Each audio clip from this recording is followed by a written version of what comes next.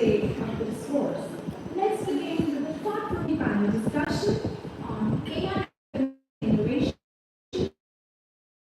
sustainable development, bridging academia. Moderator for today's session, Dr. Nana Bulha, Chairperson, Department of Management Sciences at the Maharajah University. Please welcome Dr. Nana Bulha to the stage.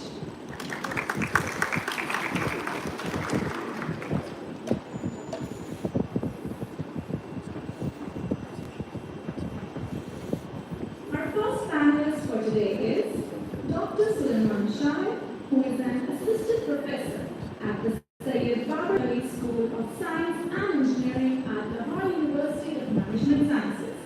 Dr. Corner में जाना है, जो बोल रहा होगा उसके ऊपर focus करना है, जब कोई नहीं बोल रहा लोगों को दिखाना है, बाकी मैं उसके साथ साथ गाइड करता रहूँगा, ठीक है? बस उस साइड पे चला जाए, बेशक आगे से चला जाए, कोई इशू नहीं।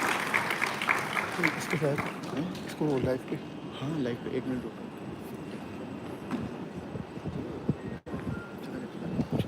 Our next panelist is Mr. Hisham Ali Raja. It is our pleasure to welcome Mr. Hisham Ali Raja, who एक is सेकंड the पैनलिस्ट बैठता है director at the National Business tripod नहीं Education Accreditation Council.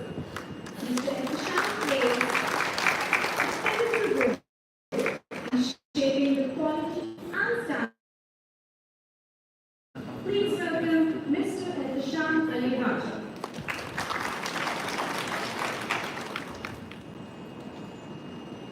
Our next panelist is Dr. Badri Shah Ahmed from Malaysia, who was also the keynote speaker at Foundation University Islamabad. Please welcome Dr. Badri Shah Ahmed.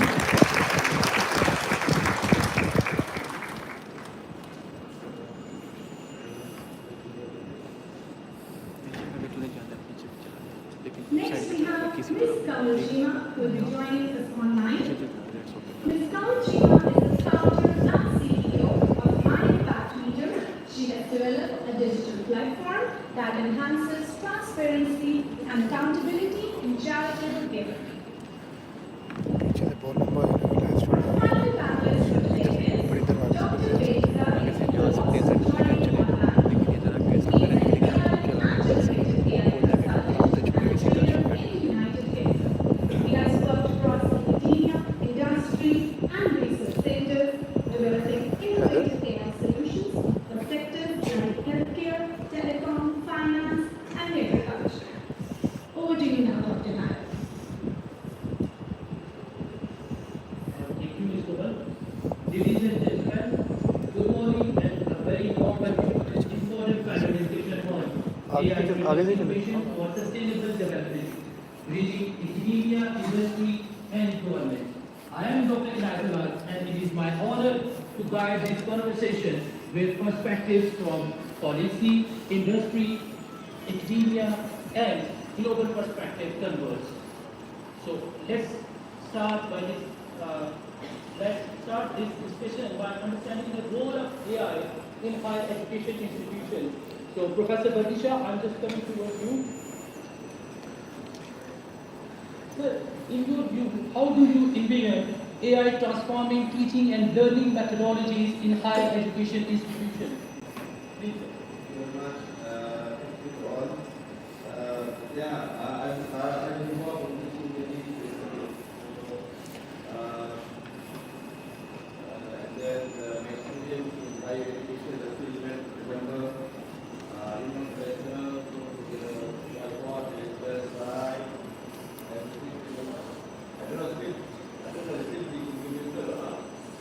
And then we as a teacher, we just take from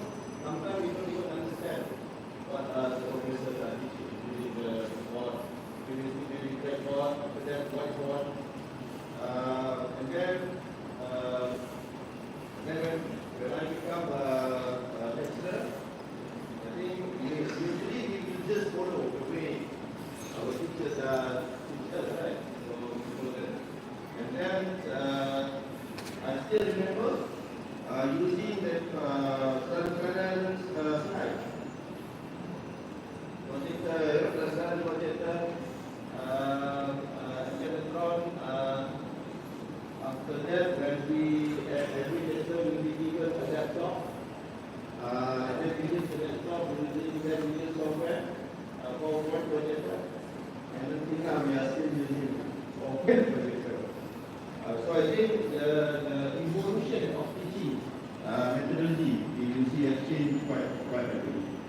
And now AI is here. You see, AI has been here for so many years actually.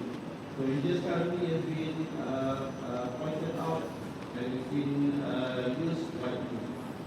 If you remember, IR 4.0 was talking about IoT, big data, virtual reality. The AI is also part of the element of Industry 4.0.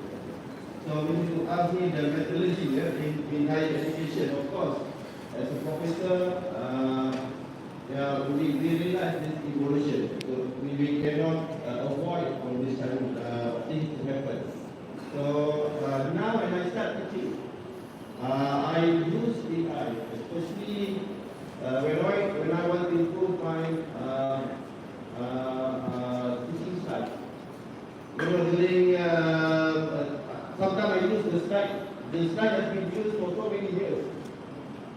Suddenly when I look at it, sometimes I also don't quite understand what's in the slide, in the lecture note.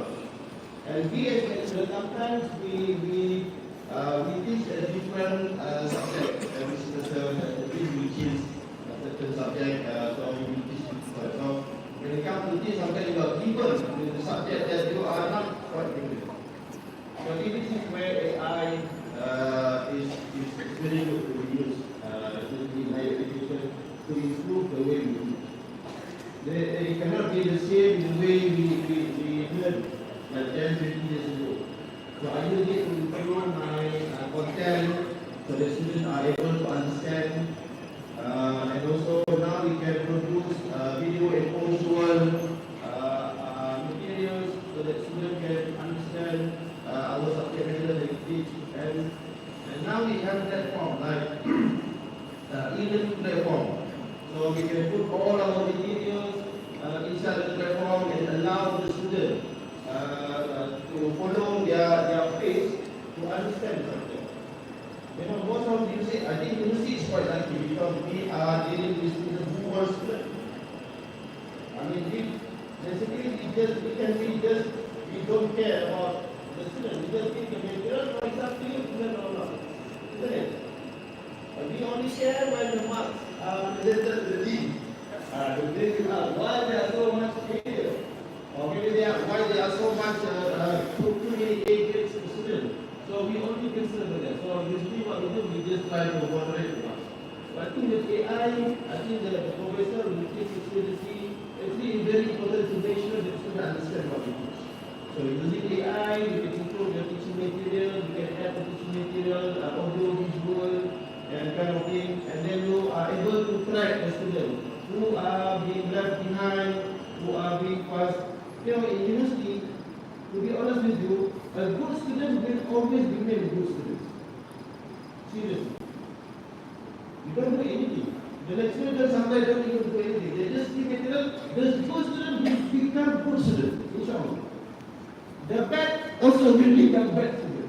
But we as an educator, actually we want to do some moderation. We want to make sure that all students manage to obtain the knowledge that we want to disseminate. So we want to make sure the students all understand. Nowadays we are talking about outcome-based education. You see, the task of teaching now becoming more burden.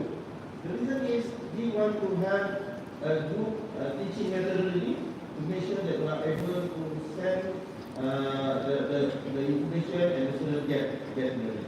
So I think there are many more in terms of teaching methodology. We use virtual reality, augmented reality. So there are many methods. So I think AI will definitely change the way we teach.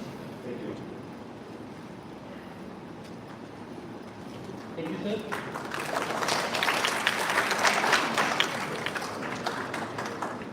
Sir, now we are moving towards policy perspective. So, Mr. Shamali Raja, as education body, seeks to responsibly integrate AI in national education system. So, what do you think what are the emerging policy frameworks are being developed to facilitate and guide this process? Please, your take. Assalamualaikum and very warm welcome and good morning to all the audience. I'd like to thank the Khalida Saab, Dr. Rizwana, and the entire team organizing committee for organizing this very important pertinent conference. And the concept of having it in 3 different universities was unique, and it encourages the national link to it.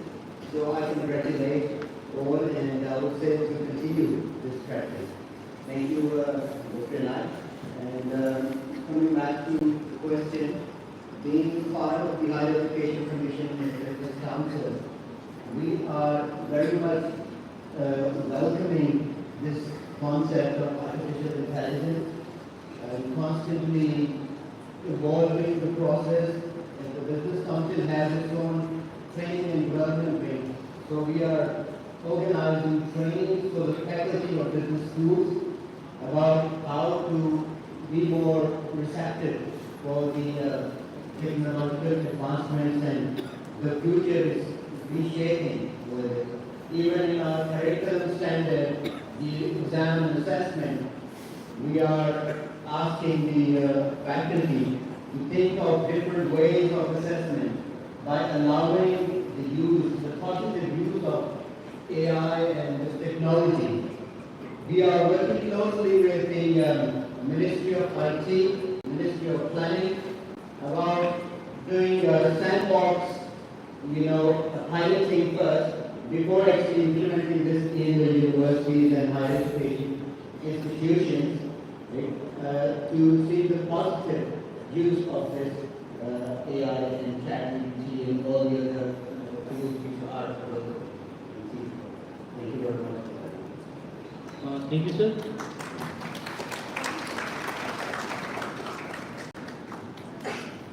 Dr. Suleiman, coming to you, sir.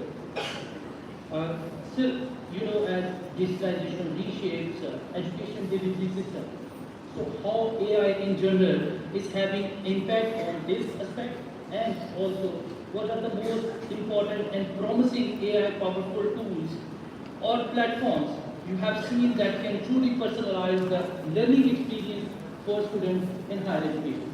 Please. Thank you very much, everyone. Bosh Shukriya for this kind invitation. I've been, driving in front of Horizon University, I think, for the longest period of time. Never been in such a stunning, beautiful campus. I was telling Dr. Sababi, a good friend, Dr. Anta Chacha, from a long time, 20 years ago, that it's such a pleasure to be here. And thank you, Dr. Rizwana and sir, for inviting me. I don't want to take away the beauty of the conference, but the screen was also beautiful. I think the first thing I said कि आप किसी जगह खाने पे sorry for my आप किसी खाने पे जाए ना तो आप खाना बहुत अच्छा पका तो आप दही की तारीफ करके आ जाओ उनको बहुत गुस्सा आता है so मैं भी वही काम कर रहा हूँ कि इतनी अच्छी कॉन्फ्रेंस सेट कर मैं स्क्रीन की तारीफ कर रहा हूँ but that's not the point. It's just beautiful, but a great infrastructure and a great conference. Thank you very much. Coming back to the point, I think we have been having this conversation for a very long time.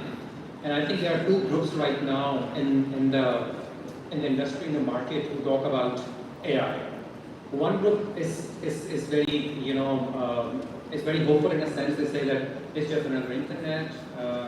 We have cars, and then we have planes, and then we have computers, and then we have iPads, and all those things. That this is an evolution, and that's pretty much it. Another group is saying that AI is a completely different ballgame altogether. It's an agent, it works in a very different way, and it's going to have a very different and transforming effect, something which we have not seen before. I belong to the other group. I personally believe that AI is a very different phenomenon. The way and at the speed it has been introduced in education, in the world, in work, in the future of work, the future of education, I think it's going to have a huge impact. It's already having a big impact. So we need, and it has changed a lot. So all the students sitting here, I think they know more than professors how to use all these modern tools. And they also know how to game the system so damn well that we can't even get that. We think we are catching up and we're not even remotely catching up. We think we have found a way, to check their assignments, and they have already a plan for the next 1 year and 6 months. So I think the pace is unprecedented. The pace is very different from internet. The pace is very different when we had a printing press, and pace is very different when we had computers and everything else. So I think one thing is clear, that we were dealing with the COVID generation and we were just not ready for that, and now we have a ChatGPT generation. Right? So this is a bold transition from one generation to the generation, and they're going to have a huge impact when they go to the market, and the market is also not ready how to sort of absorb that. Because the jobs are not ready for that. So it's a complete paradigm shift in the way we are thinking, in the way we are teaching, in the way we are preparing the students, and in the way the market will be accepting them in a couple of years. So I think I want to be very open and candid about it. And there are a lot of good news, there are a lot of good opportunities, but there are also some scary news. It's not all good news. If we don't adopt, and if we don't respond in an appropriate fashion, if we don't have a framework in an appropriate fashion, if every university doesn't really start thinking about it systematically, and we should, with all due respect, I think the regulatory bodies are very, very important, but they come very, very late. Their HEC role is going to be very late. The moment they can understand how to have that in Pakistan, we'll be in a new technology. And that's how the pace of the government most of the time is. So I think we, as a university, every university has its own way of thinking, way of conducting, their business. So I think every university should really think about how to respond to that. And then, of course, a regulatory body can respond to that. So that's my second point. And third, about the tools and technologies, I think we don't really, of course, we all know that GPT is a great tool, and then there are many, many other tools. But I think it's not really about tools. These tools are going to get better. It's how would you include them systematically as a part of your conversation in university settings. I think that's going to be the most important thing. And instead of running away from them, instead of banning them, I think they should be a part of every course. It should be required of the university that all the course outlines would be changed. There is no way that you can teach the same course with the same course outline. You just cannot teach that. It's just not going to work. You cannot have the same assessments जो आपने 2 साल पहले थी. It's just impossible. So I think that's the third point. So it's a paradigm shift with the way we are teaching, the way we are studying, the way industry is going to work, and the way we are going to hire. So if we don't start from the university, I think we will see the results which we don't want to see in the coming years.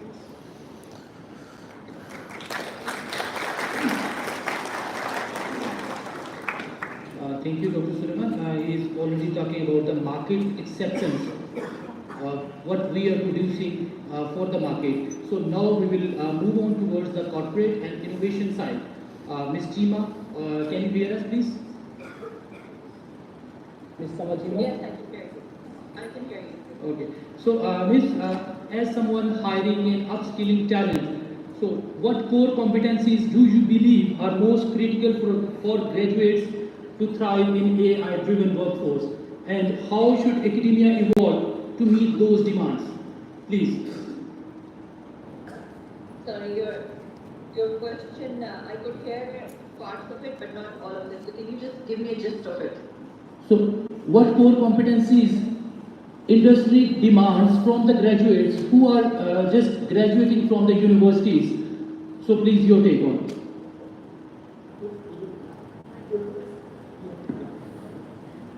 Maybe write the question in the chat. Okay. What core competencies required from the industry to the graduates who are just graduating from the universities? Core competencies we are talking about. Anyone can please write? आपका आवाज आ रही है? मेरी आ रही है आपका आवाज?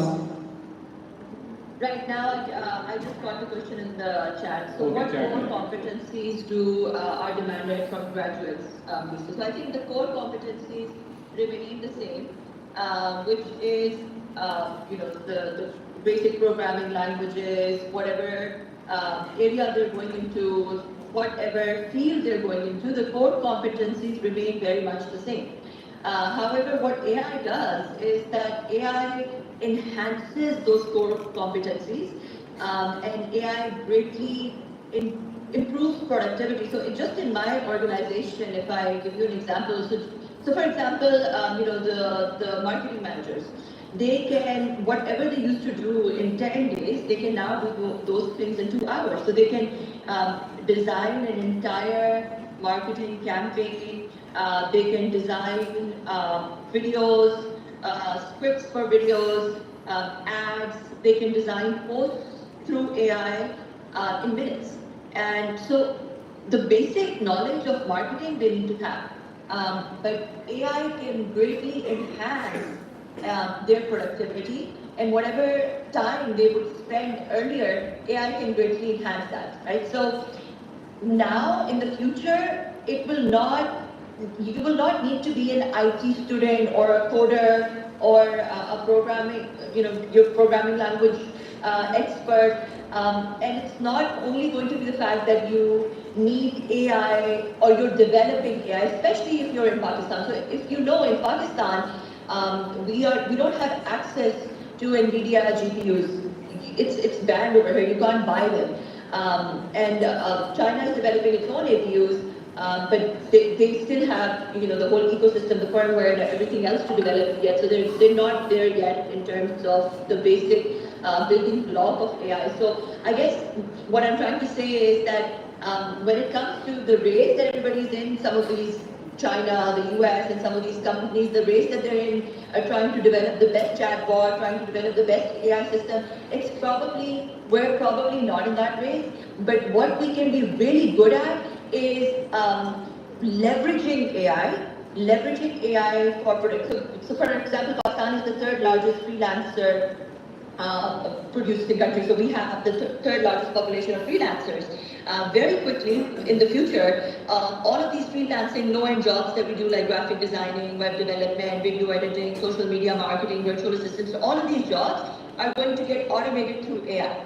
So we are the service economies, especially the low-end service economies that we are a part of, we are going to lose those jobs very quickly. So if we can start leveraging AI to produce or greatly enhance our productivity, that's the only way that this is going to survive. So what I was saying was that instead of us being the greatest machine learning designers or whatever, whether we are producing in our universities, whether we're producing doctors, we're producing real estate agents, we're producing engineers, we're producing marketers, any discipline that we're producing, we need to make them learn on how to leverage AI to greatly enhance their productivity, and not just ChatGPT, but there's so many other tools. And now there is this new concept of AI agentics that we're testing in our organization. So what AI agentics is basically, you create an AI agent which takes an autonomous task end to end. So for example, in sales, you have an AI agent that will go scrap LinkedIn, will find your relevant profiles of the relevant customers that your company targets, and then will start reaching out to them after understanding each of them. So for example, they will reach out to a person after understanding what that person is, what their writing style is, what they're interested in, what they've posted about, and so very personalized email to this person. And then once they respond, then they will pass that on to the next level salesperson or an insider salesperson to follow on. So you can be generating thousands and thousands of leads 24 hours a day through AI in sales. So similarly, that's what I mean. Like if you're a real estate agent now in Dubai, they've got real estate agents through AI, who are completely autonomous, who are reaching out to thousands of potential clients in real time, right? So the idea is that anybody who starts to leverage AI in the short term is going to outperform or outjob those who don't leverage AI, irrespective of what industry they're in, irrespective of what degree they're doing. They're going to start outperforming them. and in the future we can't even tell what's going to happen, right? So in the future we can't even tell after 5 or 10 years how this is going to evolve. I reckon that the way we work, live, play, learn is radically going to change, and it's probably it's probably too early to predict what's going to happen. Thank you for those insights, Ms. Chima. Now we are moving towards Dr. Bai. Can you hear us, please?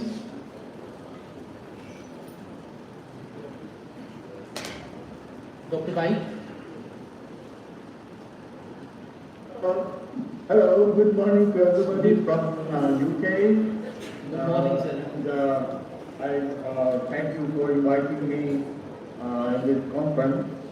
And as a person who's been in this field for more than 40 years, of course I graduated, I got my PhD from Tech University in 1992 in artificial intelligence. And since then I've been working in academia and research centers and industry, and I've had a very special interest in applying AI in education system. So you may be surprised if I say the first Excel system I developed for education and teaching differential equations was in 1993. So at that time was very early, of course. But since then I've been developing different systems, but I mean e-learning systems, intelligent e-learning systems based on semantic technology, fuzzy systems, decision making, and so many aspects of AI applied in education systems. But based on the strategy for using AI in education systems, I also work on Education 4.0, or some sort of system. That is very important at this level if we want to, as a matter of fact, maintain the improvement and development of our education. We need to strategically rely on not only AI techniques, technology and algorithms, but also we have to lay down infrastructure at the government level and even regional level in order to combine research and development as well as deployment by involving government, private sector, public sector, universities, research centers together.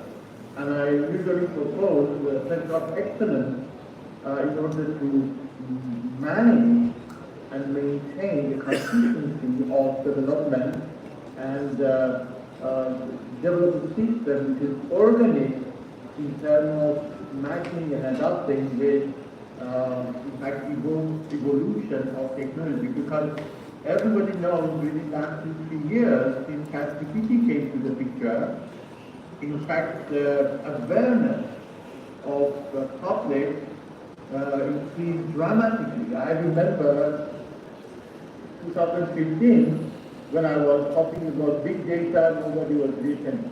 Even the first question, the first public talk I had at the keynote speaker conference was mobile learning, intelligent mobile learning. Yes, well, 2005. But everybody looking at me and saying, what you're talking about. But now when you talk about AI application in education, you can figure out that everybody is interested to know how to do it. So I suggest now at this stage to think about education system or future education system in terms of not only the content of education that should be changed dramatically, also the infrastructure, the fairness of the services and access to the data, to the software, to the application and content based on some sort of sustainable policies and strategies in the country. So if you are interested, I can explain more in detail, but I'm sure that my time is limited. And if I want to just summarize my talk, I have to highlight this one. We need personalized learning, inclusive tools for in access to anyone, everyone can have access to tools, learning, content, data, and policies, of course, to support them, and various type of researcher and private and public sector support this movement towards future education. Definitely, the current situation of education should be changed dramatically because this set of tools, AI, is not like normal tools in the past. It's going to have strong impact on the future of education and also other aspects of our life. So I stop here and I will be very happy to continue this discussion in this session. Thank you, Dr. Pai. For on a lighter note, sir, for all those who wondered, we have already sent a question through chat to Dr. Pai. So, now moving towards another round of questions, Professor Badrisha, I'm coming to you. Sir, what are the primary challenges associated with the integration of AI-driven tools and curricula into higher education? Please. It is quite challenging. So I will mention about a few issues challenging integrating AI. Number one, I think the tool is successful, right? We need to know how to use it. Number one is the ethical concept. Because AI, this machine is just generating information to you. So which one is correct, which one is incorrect. So as a user, I think ethically we should check whether the information is correct. Because these are some of the ethical concerns. We want to make sure that whatever that we have produced based on AI, we have to take the responsibility. And for example, if you produce some writing, you have to be responsible. You can't just say that if something is wrong regarding your writing, you want to put the blame to AI. It is not right, isn't it? Because yeah, maybe some of the information that you gather or that you have generated is from the AI. And yes, AI get that information somewhere from its database, from the internet, so from the website. So ethically, as a user, you should be able to know whether the data generated by AI is correct. And you should take the responsibility. You can't just blame the AI for whatever thing that you have done wrong. I think in terms of policy also, at the university we have used software like Turnitin. So we want to make sure we check in terms of similarity. You can't just, the internet, what we do is we copy paste. Now AI is just right. So we need to have Turnitin integrated with AI detection. And at this particular moment, we don't have any specific live policy stream. on how much AI generated can be acceptable. Is it like the names community, they say that 10%, less than 5%. But in AI generated, what is the acceptable level of percentage as being generated by AI? Is it 50%, 40%, so still is not good. So in terms of ethics and the guideline of using AI is still need to be done. So that's quite challenging for all any organization or university.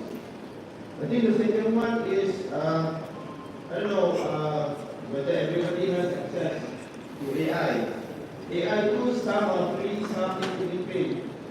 Of course, the paid one will give you more, will give you or serve you more information rather than the free one. So it is very important as a university or higher education to make sure that everyone has the same access to the same technology. If not, then you might find that there are some students that get access to the paid services and then they produce a very good writing and so on. So in terms of accessibility, make sure everyone has access. And regarding the software and regarding the hardware as well, to use the handphone, but I think we need also, university also need to have, to provide access to computer, to put as much computer as possible. And then, not only hardware, the internet must be very good as well. You know, then you ask them to be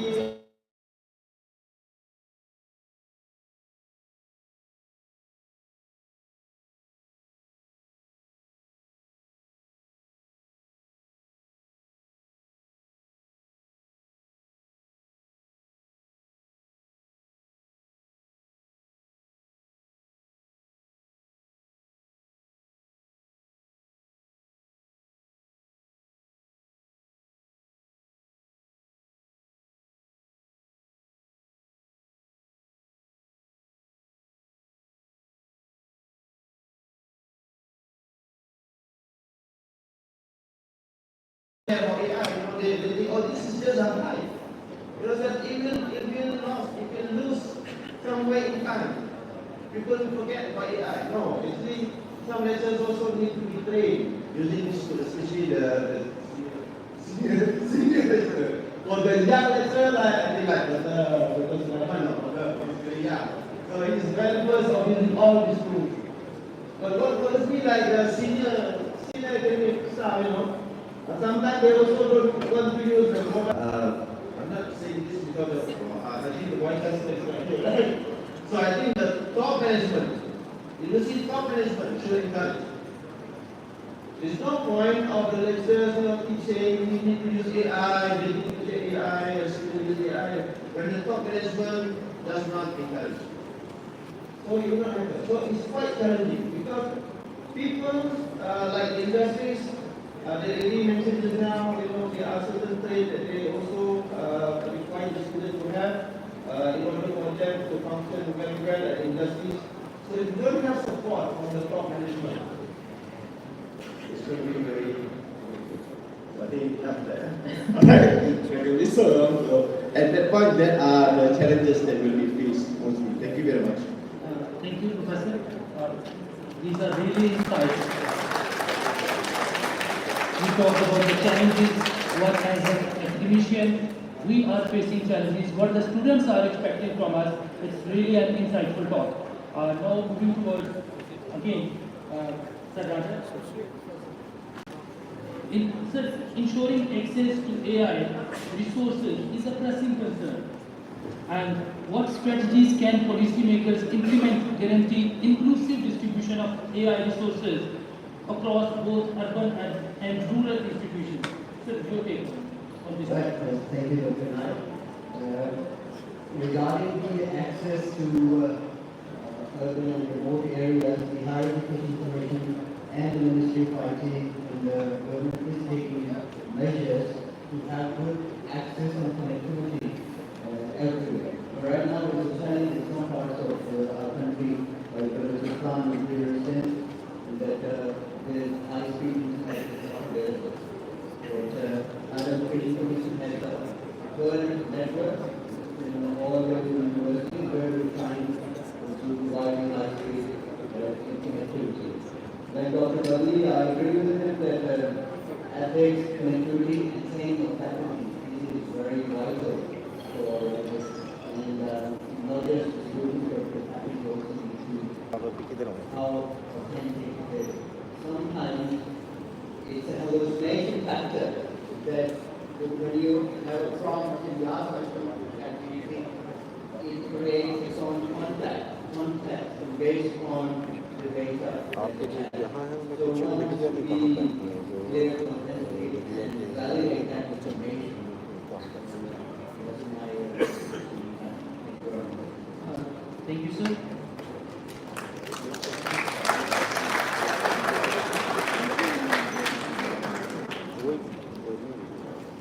Mr. Shyam Rajan talks about the faculty training. So, Dr. Sulaiman, please, we are coming with this point. Like, how can faculty and academic leadership be better equipped to adopt their teaching methods in response to AI-driven changes in curriculum design and student engagement? So, please, sir. How many you sitting here and students are using ChatGPT on weekly basis? Raise your hands. I knew that. इसलिए मैंने पहले daily कहने लगा तो मैंने खुद जानबूझ के daily नहीं कहा. So daily basis, almost all of you, including faculty, all of you use it. So I think the most important thing we need to begin with, we need to understand how students actually use it in school.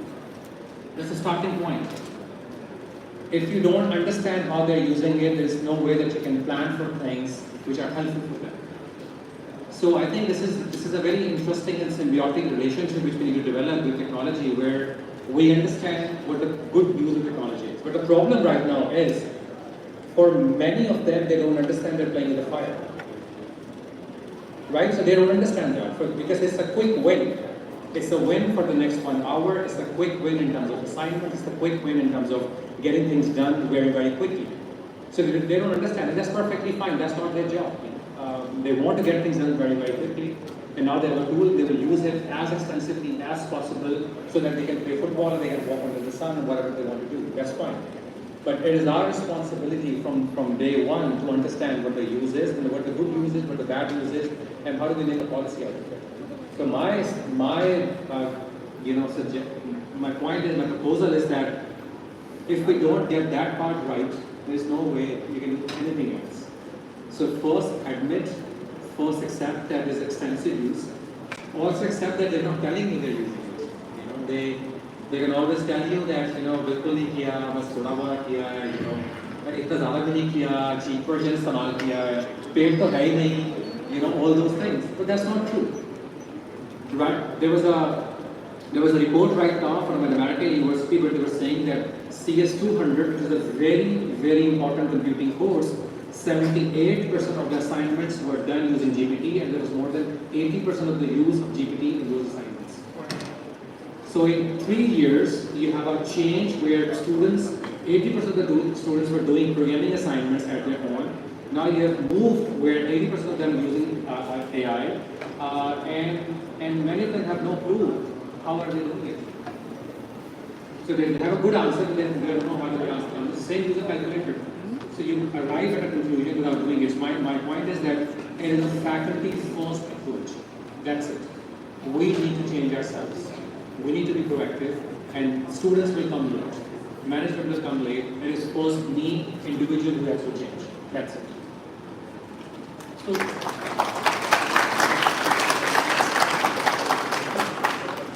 So, should we encourage students to use the ChatGPT for the assignment? Absolutely. You don't have an option. You don't have an option.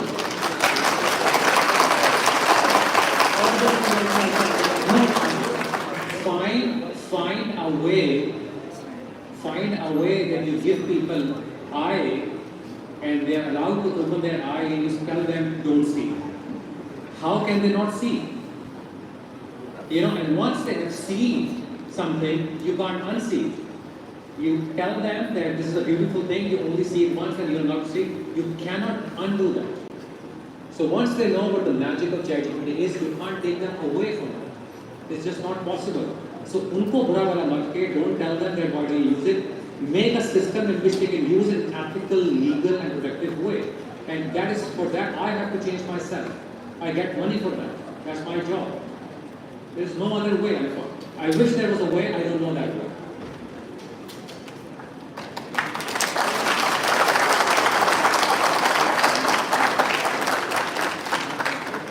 Indeed, it's a wonderful advice for all the teachers. So please be prepared, be proactive. Thank you, Dr. Sulaiman. Now we are moving towards Ms. Chima.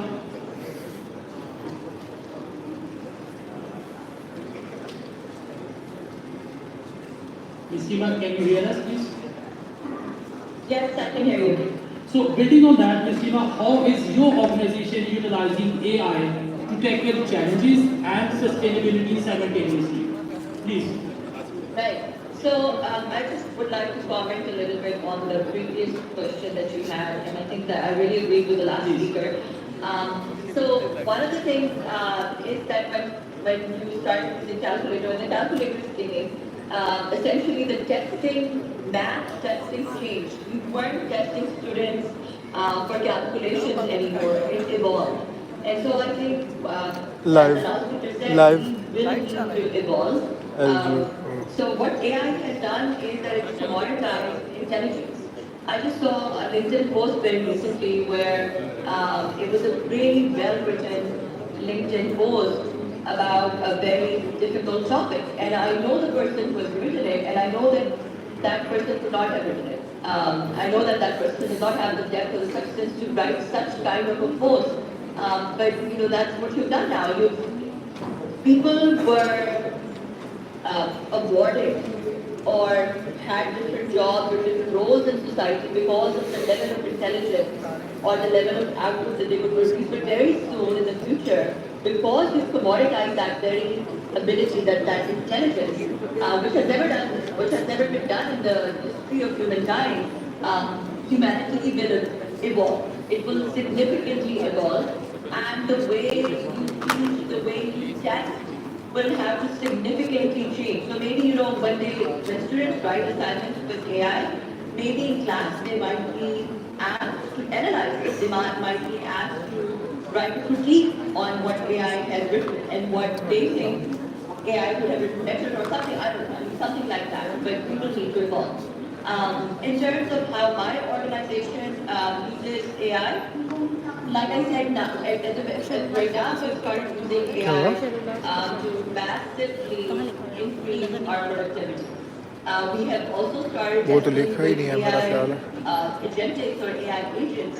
Back where sides we are पे getting इसमें AI to do autonomous tasks for us and completely on their own. So this is something that we're testing, and if we're successful, we're going to resell these AI agents to other small businesses in Pakistan and across the world as well.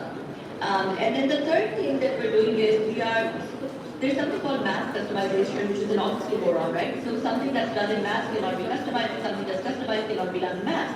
But now leveraging AI, you can achieve that. I mean, you can really personalize based on whatever your customer is. So like I said before, when you reach out from a sales perspective or to get new customers onboarded, the AI first scraps to their social media, understands them in a lot of detail, and then crafts an email where it knows that it will hit that person. It will really talk to that person, reach out to that person specifically. So this is mass customization. And in terms of the solutions that you give to your existing customers as well, you can enhance them, you can personalize them. And so that's another way that we are leveraging AI. Now, some of our other customers who are leveraging AI, some of I'm a consultant as well, and we consult with lawyers, and what they're doing is that they're able to look into massive amounts of contracts and figure out exactly where, if there's even a single clause in a contract which is out of order, has been put there without discussion, AI can pick it out. AI can look into behaviors that are being done in an organization and then see if they're compliant with the policy of the organization after going through massive policy documents. AI can help with detecting fraud very quickly and very efficiently. So I mean, there's so many applications in which AI has massively reduced error, has massively enhanced productivity, has massively improved customer experience because of the personalization that it provides, and it has looked and gotten insights from where the naked human eye would either need to spend a lot of time or would not be able to pick up those things or discover those things. So it has been able to find those things, like finding a needle in a haystack. And then the most beautiful thing about AI, so people sitting in this room, somebody would be an amazing professor in economics, right? But they would not know anything about marine biology. Another person would be an amazing cardiologist, but they would not know anything about, let's say, war games or war strategies. But what AI can do is, AI can integrate all these diverse. So a human being can be an expert in maybe one, and if you're very, very intelligent, maybe three things. You can be an expert in maybe three things. And then you can be jack of trades for many others. An AI system can be an expert, cognitive systems can be experts in many, many different things, and then have the ability to integrate and find interdisciplinary insights from all of those diverse fields.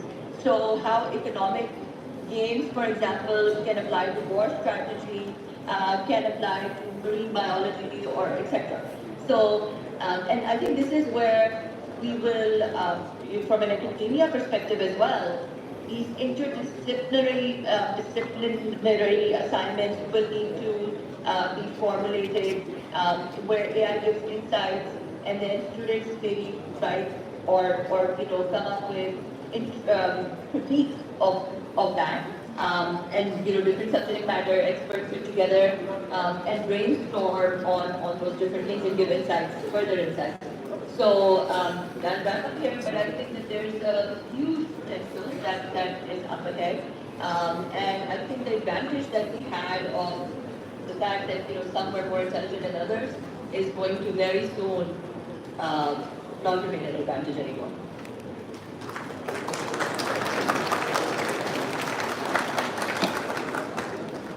Thank you, Ms. Jima. She talked about how we can be productive and efficient by using AI. So take it as AI as an opportunity, not a threat. So we need to be more collaborative. And now we are moving towards Dr. Baik. So Dr. Baik, as we consider collaboration between key players, what proven models exist for effectively aligning academia, industry, and government to co-develop impactful AI innovations for sustainable education? Please. All right, thank you very much. Very important question. Based on my experience, I've been working in academia and research centers and industry as well as government. In fact, I have this experience that if we cannot maintain sustainable collaboration between all these organizations, definitely we would not be successful in integrating and implementing AI in the country, and particularly improve the education to the next level. So, as a matter of fact, most of the countries, they have different sectors working separately, like education, research center, and researchers develop all sorts of innovative ideas, systems, and then industry or business companies are not in relation with the outcome of the university, or the papers, or the thesis, or went to the library and to use it, and government cannot support it. So nowadays, we need some sort of integration as the right model of working on it, and while I was working in the research center, I was playing this role, which is also to maintain the relationship between research centers, universities, and business units, and companies, and industries, and also government policy, because government policy should support all financial and grants and policies and regulations, and business units should identify what are the demands of the market and what the needs should be highlighted to the universities. And universities and research centers should know and be on their own direction, and there is no integration and coordination between the outcome of each individual partner. So this is not to be sustainable. The model is not only to maintain the relationship based on certain roadmap, based on certain regions at the national scale, but also we have to support innovative activities, research, university impact activities in order to guide them under certain umbrella of a region of the country, and based on certain strategic roadmap, they have to move forward to that extent that all the activities integrate together, support each other, and at the end of the day, the whole nation gets the benefit of this activity. So I believe in order to make this effort at national scale, we need some sort of organization or institution in order to do all this collaboration, all this integration together, and make sure that the outcome of all activities in different parties are combined together with a very clear objective and with a clear benefit for the nation.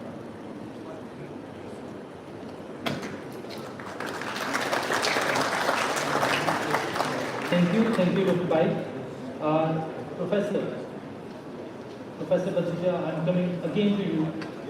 So we have talked about AI's role in teaching, how we can modify ourselves, upgrade ourselves.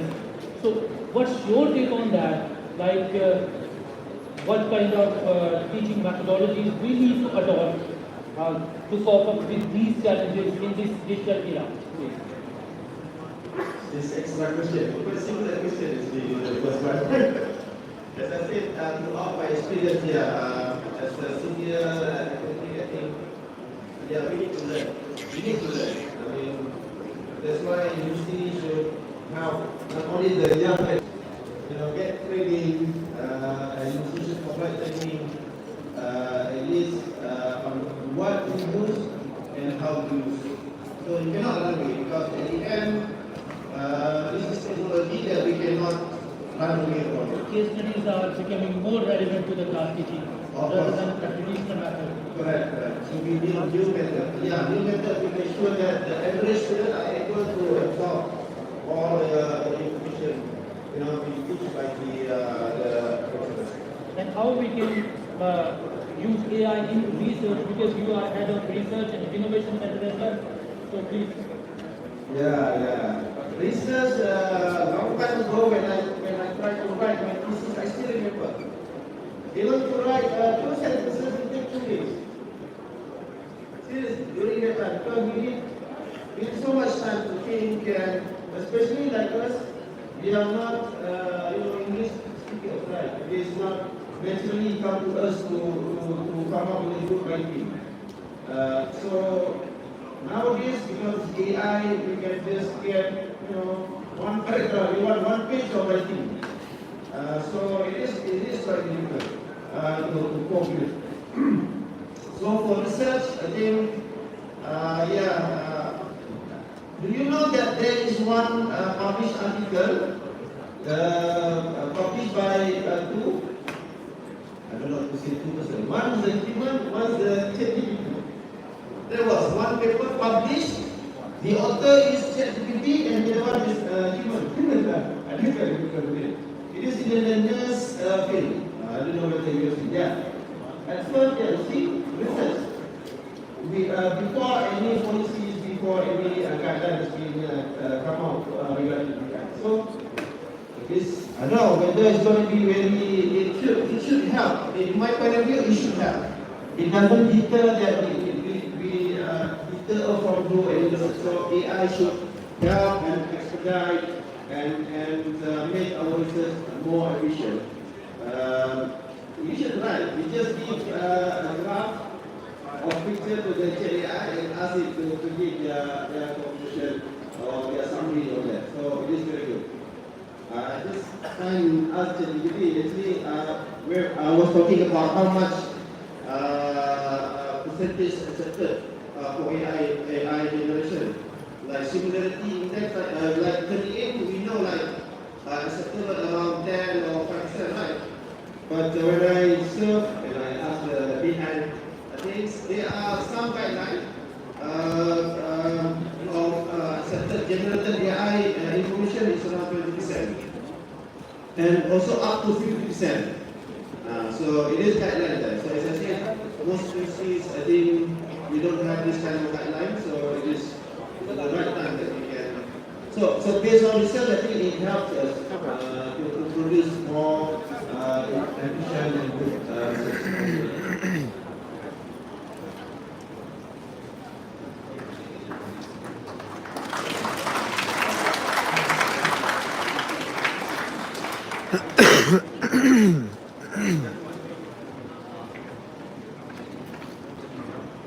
Okay, so, Dr. Sullivan, please. Continuing on collaboration, how can academic institutions actively engage with industry to co-create AI-driven solutions that support both education and sustainability goals? Your take.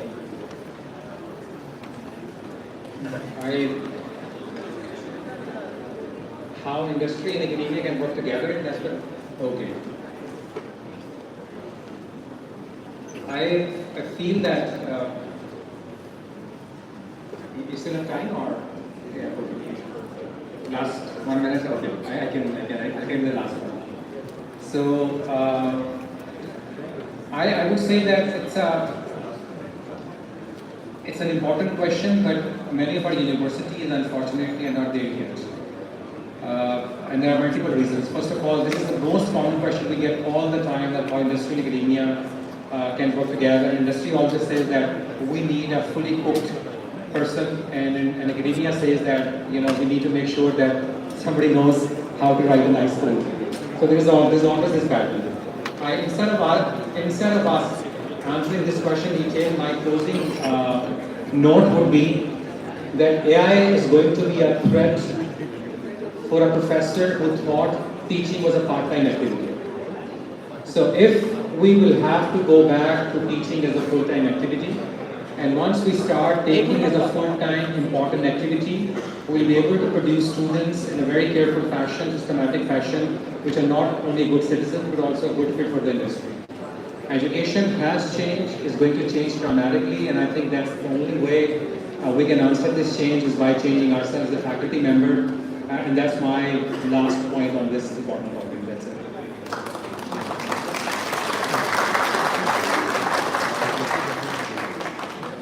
Ladies and gentlemen, this has been an incredibly enriching and forward-thinking discussion. From ethical leadership and strategic policy making to practical innovation and global equity, today's panel has covered the full spectrum of AI's potential in transforming education for a better, resilient, and more sustainable future. With this, I would now like to thank our panelists who have shared insights on AI and SDGs to conclude this impactful session. Thank you. Thank you very much. Thank you.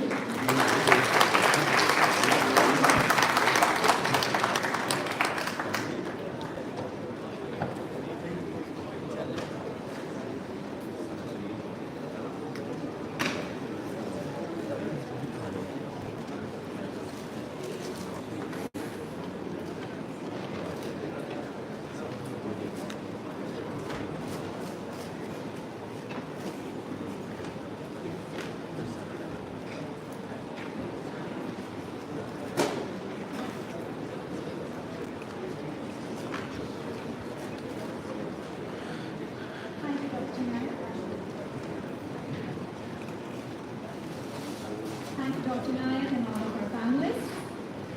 Moving forward, esteemed dignitaries, respected keynote speakers, distinguished presenters, and participants. As we proceed with the culmination of this 3-day conference, which is in fact the 5th conference hosted by the Department of Management Sciences, we would like to share a brief look at our journey of previous conferences, illustrating how we have consistently addressed the sustainability and role of technology in advancing progress. Let's have a look.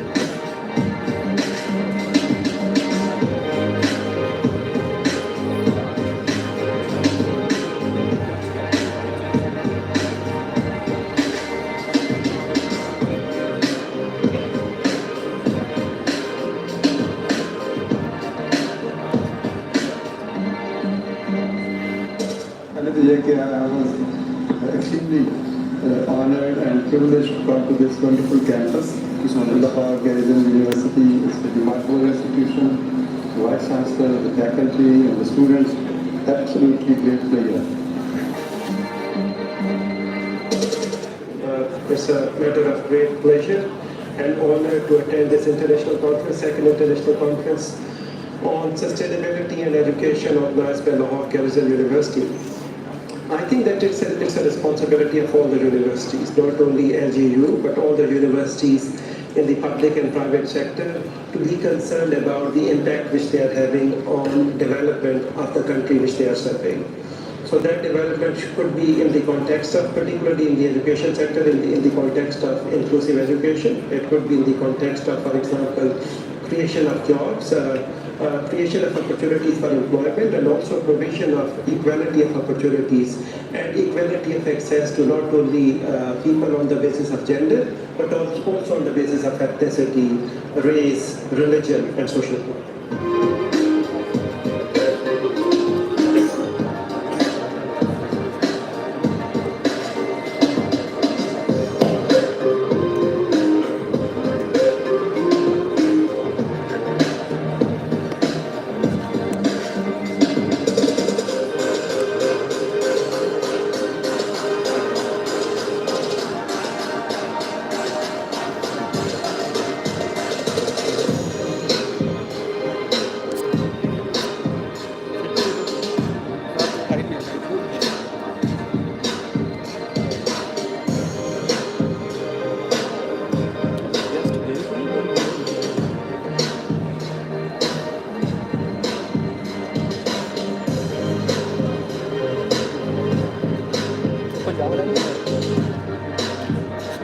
Live stream हमने and तक कर दी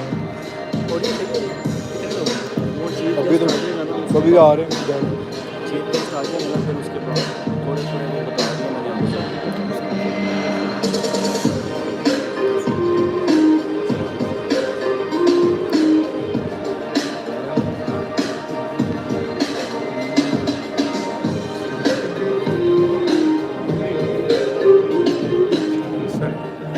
I think at the outset, I would like to first congratulate and welcome to DAPSA for being up at University for organizing such a marvelous conference with this team, including Dr. Rizana and all of us.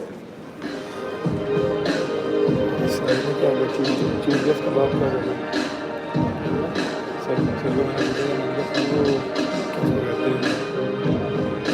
Live stream and तक करना sir कहते हैं chief guest करना है उसके बाद थोड़ा थोड़ा मैंने सवाल को बता दिया क्या था मैं वो करता हूँ सेमिनार वगैरह में जाना मेरी यहाँ पे ड्यूटी लगी हुई है सेमिनार में मैं करूँगा जहाँ पे मुझे भी भेज दूँगा किसी ना किसी सेमिनार ये मेरे साथ है ये 4 में मेरे साथ 4 में वहाँ पे कर लेनी है जहाँ पे मैं 2 में 1 में जहाँ पे 3 में वहाँ पे कर लेनी है मैं फ्री रखती हूँ तुम सब में क्या करो ठीक है मतलब मैं कभी कभी ना लाइव को जीते गया And now request the Honorable Vice Chancellor of our Garrison University and the Conference Chair, Professor Dr. Usman Bashir, please come on stage and award a souvenir to Dr. Sulaiman Shahid, who was our panelist from panel discussion.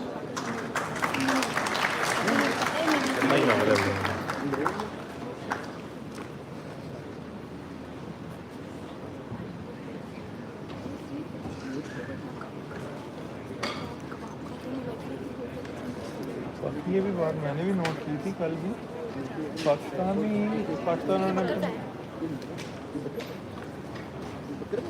पकड़ के हाथ में लाई हो ठीक है बाहर रखा तुम रखते हैं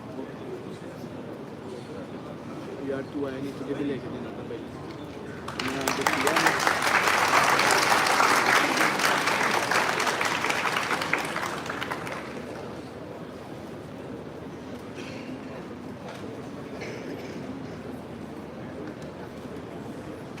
Thank you, sir. Thank you, ma'am.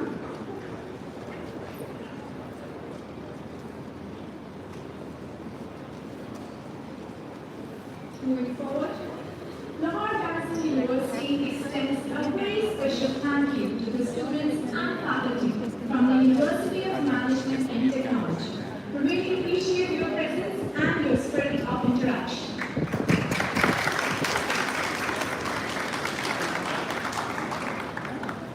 Ladies and gentlemen, we have an inspiring lineup of thought-provoking keynote speeches from national and international experts.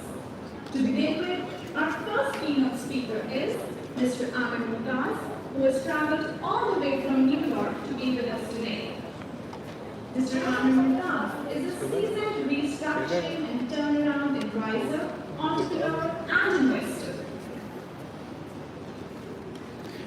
With vast experience in guiding businesses through transformation and growth, he has been instrumental in shaping strategic solutions for struggling enterprises and helping them regain stability and success.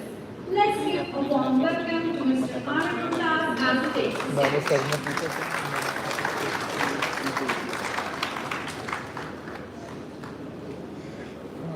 हालांकि मेरे बंदे ने मेरे साथ 752 पे call भी की है।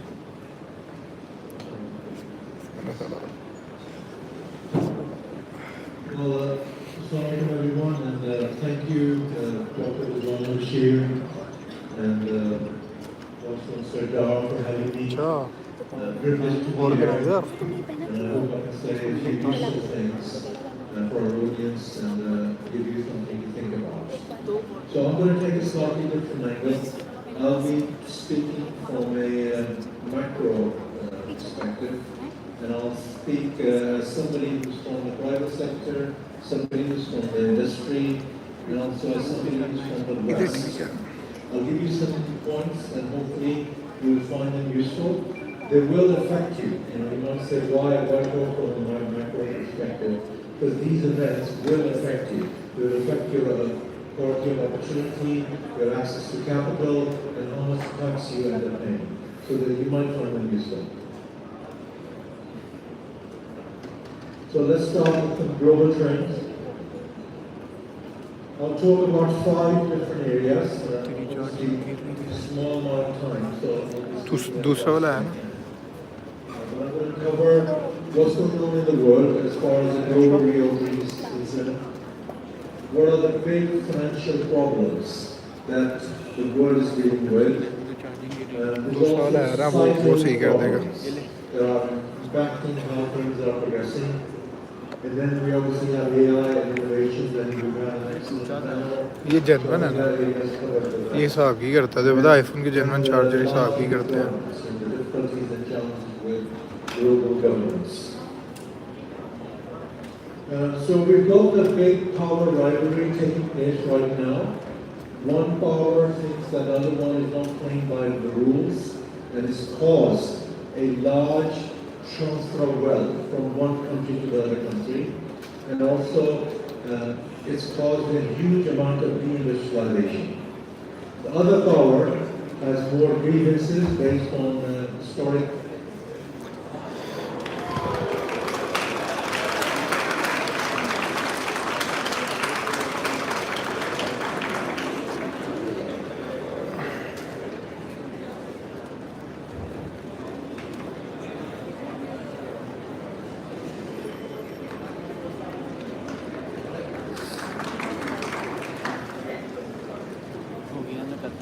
So that one, I didn't pick out any cables.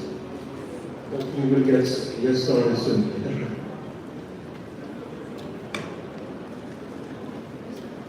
I'll carry on speaking a little bit so we don't lose too much time. Is that okay?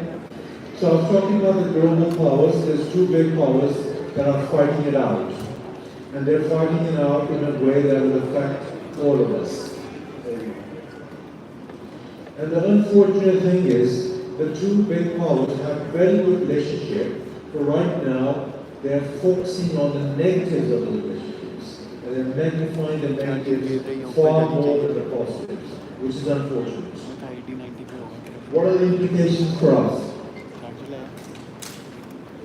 There will be a great disengagement between the 2 that seems to have been now set in motion. It looks like it's an irreversible trend. There will also be some economic activities that will affect us. And then the third thing is that we are seeing some very impressive success stories in the global south. Organizer, participant. Now, what are the big financial issues that the world is grappling with? And I'm now speaking from the United States perspective, and also generally the West. Well, whatever we think of it, the West is still the most powerful bloc in the world. The West still has the most money, the most innovation, the most development, research, etc. The rest of the world is either a user of that, that development and that research or that innovation, or it's a mass producer. It's not an original developer. So the West position is still very strong and still very, very important.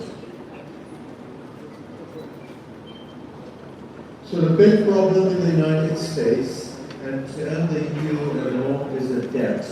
We have a large debt in the country that's become unsustainable. And if you know very carefully what the US administration is doing right now, the two people in the administration who are both from the private sector, a point worth noting, they are focusing on just two problems.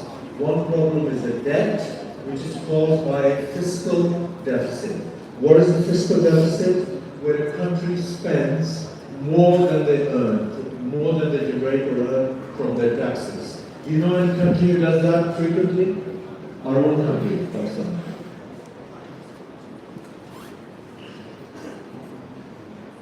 The second big thing that the West is grappling with, and the United States government, is the trade imbalance. It's good to trade with each other.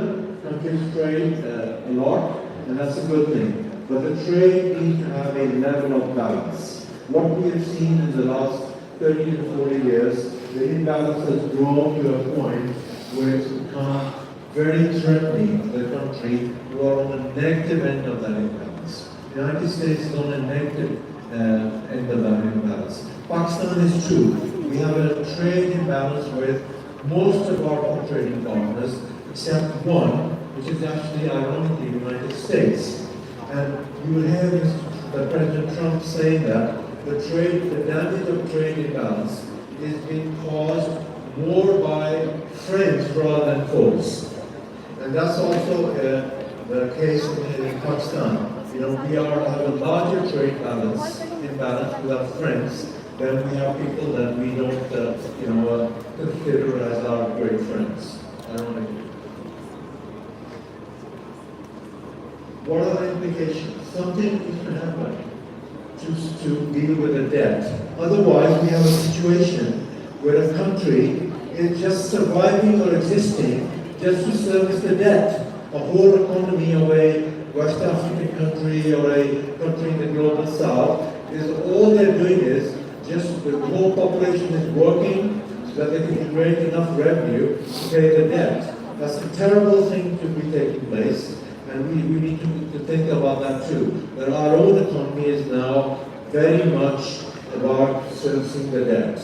There's less for the people, less for the welfare of the population, which is a very bad situation to be in. And we need to be, thinking about that.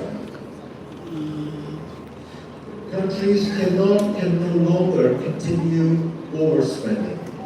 We overspend in Pakistan, we overspend in the United States. The magic number is 3 or 4%, but most of the countries are spending twice as much, the deficits are twice as much.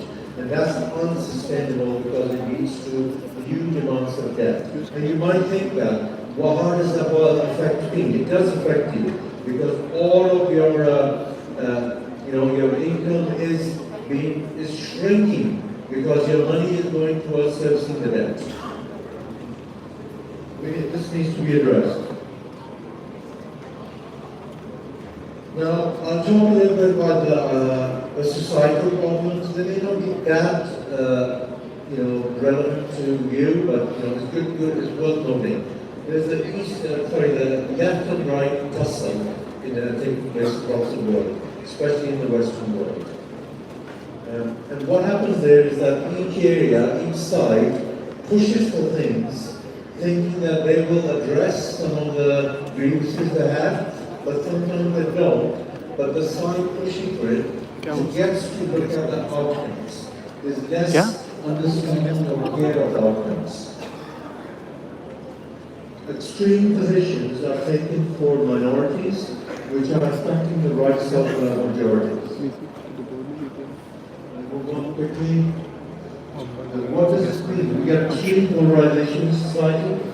We get merit replaced by some other factors. फड़ We Sikandar also याद आ रहा have diminishing of Sikandar याद आ personal रहा responsibility statue and minister है and nowadays, words like वाकई? immigration, multiculturalism are not very popular. The West is not looking for huge amounts of immigration, whether that's illegal or legal. Even legal, they want to curtail immigration because they're looking to preserve their own cultures. प्यार से They feel करना that तुम दबाएगा ना mass उसकी तरफ करीब immigration रहना ठीक affects their culture. है वहाँ के बैठेगा तब तक उसकी तरफ रखना ठीक है AI, I'll talk a little bit about that, but I think this was well covered before. It's obviously going to affect lots of professions. It will improve efficiency and productivity, but it also will shrink the amount of work available.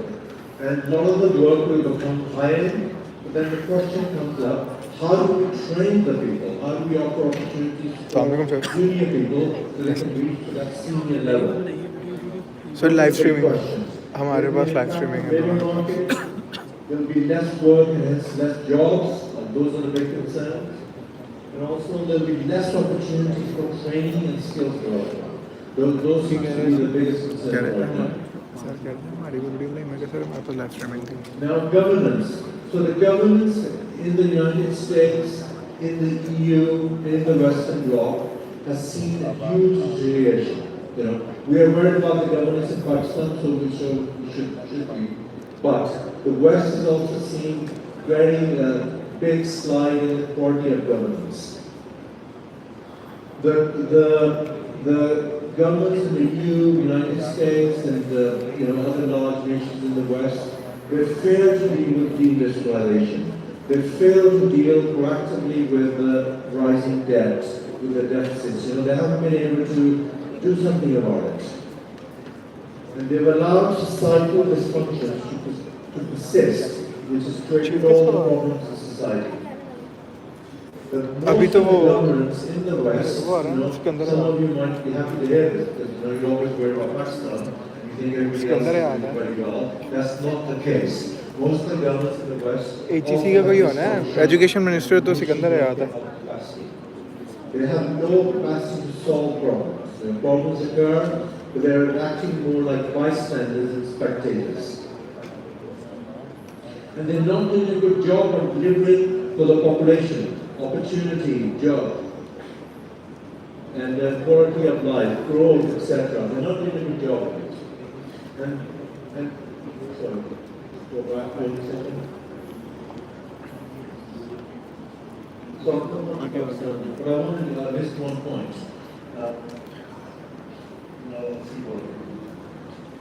So Pakistan has all of these problems. We have the weaknesses, which are very acute. We have a large debt crisis, and that does affect every one of us here. We also have a fiscal crisis because we keep spending more than we generate. And we have a trade imbalance, as I said, with most trading partners, even the ones that are very, very friendly countries to us. We have a huge trade imbalance, and that cannot persist for very long. We've got, governance challenges, we all know about it. And there is an absence of capacity to reform. Everybody talks about reform, but they're not happening in Pakistan in a serious way.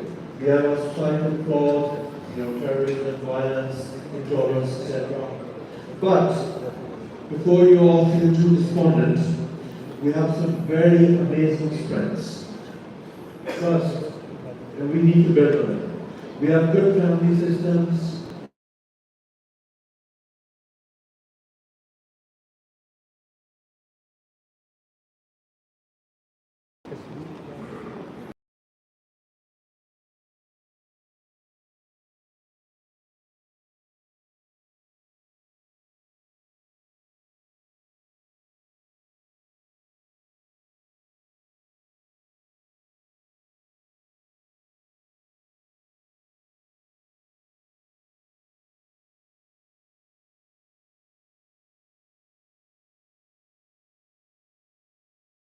Not easy if you take a course of philosophy on and off. As far gimbal नहीं है release is concerned, वो hero action उसके except नीचे when साथ वो है it's उसका really not that needed. Stick है यार Unfortunately, उसके अंदर Pakistan अगर मेरे पास स्टैंड is पड़ा होगा suffering फ़ोन का वो तो from पहुँच deep नहीं वो नीचे से खुलता नहीं the वो सिर्फ private निकला sector is stick very small, the government sector is already full. The more specialized you are, the better. And find जा रही है new ऊपर ways of applying technology to create value, to integrate and income for yourself. So, personal traits. You have to expect some, push your government to deliver for you, but at the same time, don't count on it. Focus more on your personal needs. Fall back on your family networks, etc. Make a plan, but it's more important to be able to have the ability to adapt if the plan doesn't work, because most plans don't work first time around. So you need to be able to have that tenacity to find workarounds.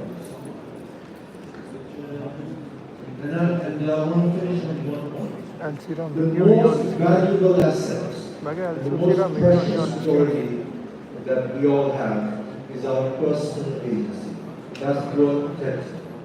And if somebody said to me that, look, tomorrow I'll give you 50 million people and I'll give you $50 billion, and I want 50 million has to work and your startup capital is $50 billion. Who would I bet on? Would I bet on the people of Pakistan? Would I take 50 million from Pakistan? Or would I take 50 million from the Gulf countries? Guess who I would bet on? I would bet on you. I would bet on the people of Pakistan because they have tremendous agency and they survive and they thrive and they do their best despite so many challenges, despite not being born with a country, not being born with the natural resources and all kinds of other handicaps. So I would bet on the people of Pakistan. And if you ask somebody from the Gulf countries, they will probably, if they were honest, they would probably say the same. We would go, stand behind the people of Pakistan. Because they've shown that they've got what it takes. Thank you very much.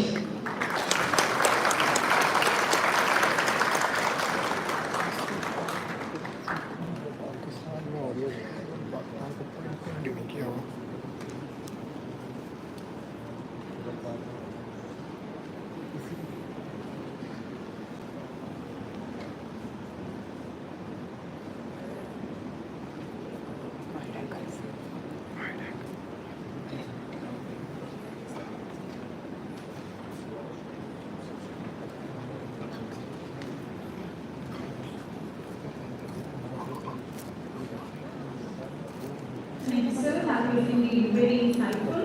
Ladies and gentlemen, we will shortly proceed with our next keynote speaker. Our chief guest has arrived. We're just waiting for him. We will shortly proceed with the next speaker in a while.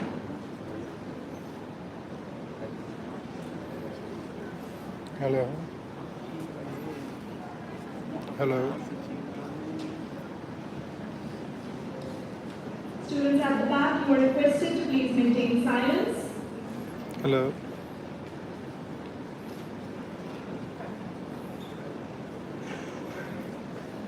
Hello.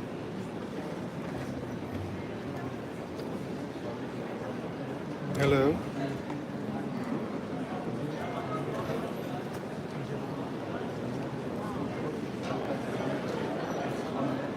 I repeat, students at the back are requested to please remain seated. जाना पड़ेगा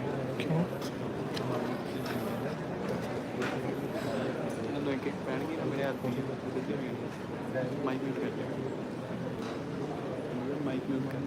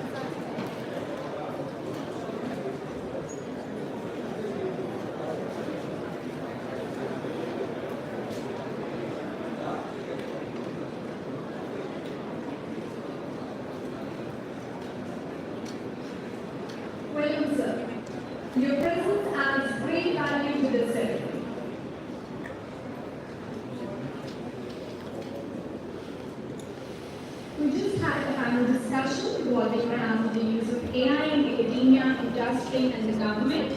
Then we had our keynote speaker, Mr. Amar Mumtaz, and now we will proceed towards our next keynote speaker, which is Ms. Salah Imran. Ms. Salah Imran is a dynamic leader and an advocate for women's economic empowerment.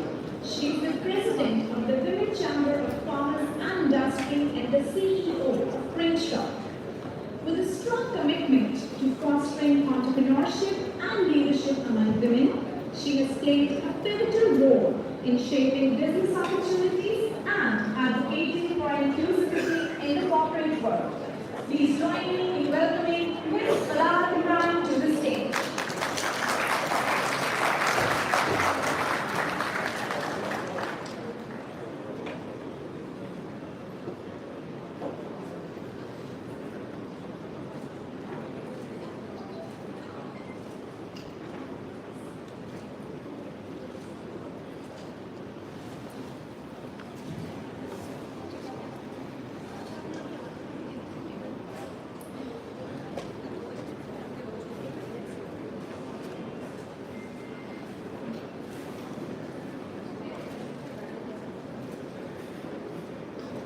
Bismillahirrahmanirrahim. Respected Chief Guest, respected Vice Chancellor, and ladies and gentlemen, Assalamu alaikum and good morning. It is truly an honor to speak today on the subject that sits at the intersection of innovation, inclusion, and impact. Sustainable future, artificial intelligence, innovation, leadership for a resilient world. Here, I would add sustainable future through women entrepreneurs. Today, as we work towards building a resilient and inclusive world, we must recognize that the empowerment of women entrepreneurs is not just a development goal, it is an economic imperative. When they are given financial freedom, we see them as catalysts of change. They integrate sustainability, ethical practices, and community development to their business models. Their leadership is rooted in empathy, innovation, and resilience. The very qualities needed to navigate global challenges like climate change, economic instability, and digital disruption. However, the landscape of women entrepreneurs in Pakistan needs much attention. Despite comprising almost half the population of Pakistan, women own less than 1% of registered businesses. This represents both a challenge and an enormous opportunity. While the gender gap remains significant, recent efforts by State Bank are shifting tides. However, women still make up only 7% of total borrowers and 26% of bank account holders, showing the access remains limited and uneven. Here, it would be significant to introduce this August gathering to my chamber. Women Chamber of Commerce and Industry Lahore is a platform where we follow our vision, which is to create business environments that values diversity and inclusivity, where the entrepreneurs thrive and contribute to Pakistan's economic growth. We have around 4,000 members, formal and informal. Our foremost goals are policy advocacy, consulting services, workshops, trainings, tours, and exhibitions. Building international partnerships to promote women-led businesses for growth. There are numerous success stories, although it may seem like a drop in the ocean, but we feel proud to be playing our part. Our recent flagship project, Women Resource Center and Incubation, has incubated 250 women from diverse sectors across Pakistan. The success rate is, mashallah, 60%.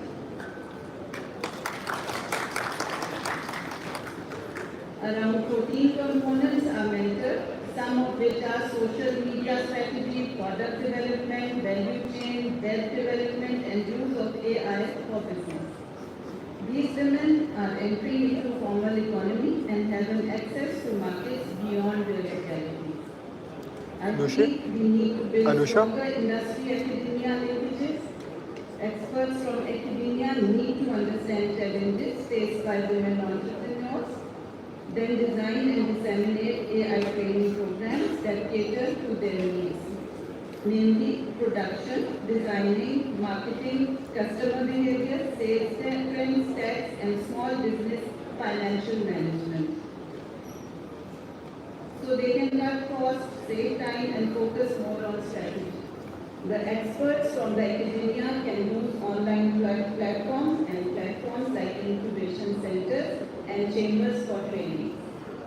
Here, I would urge to build more platforms like Women Resource Center and incubators across the country to create safe, innovative spaces for women to grow and invest in digital infrastructure and AI literacy. Together, let's collaborate, innovate, and create a future that is brighter than today. Thank you.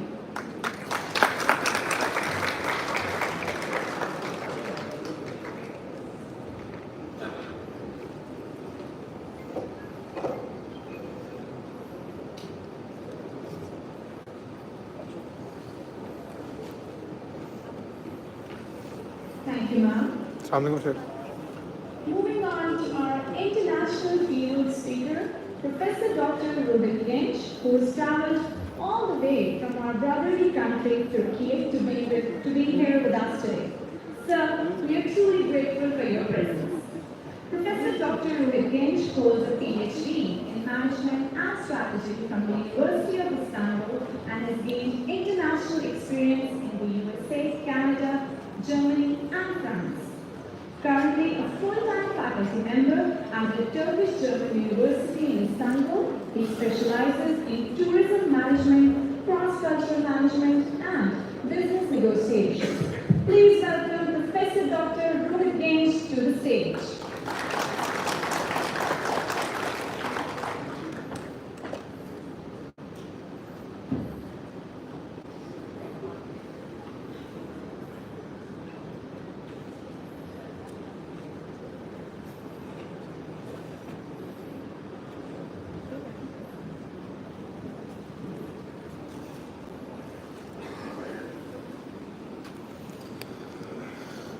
इसका message है बोलते ना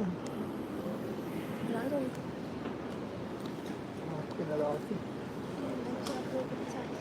अभी मैं break कब बनी इसको phone कर सकते हैं हाँ I am greeting Speaker Punjab Assembly Mari Ahmed Khan and of course Vice Chancellor Major General Kagri Dash and to prepare this wonderful event Professor Dr. Rizwan Bashir and not forgetting Major and technical staff.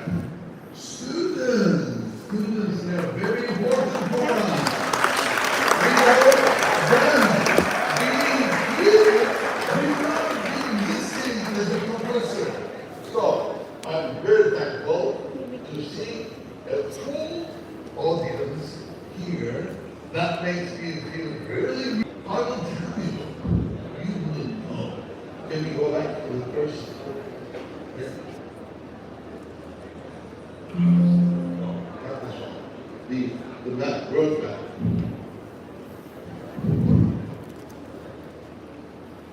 Well, that shows countries represented here. The illness is something. Pakistan is not there.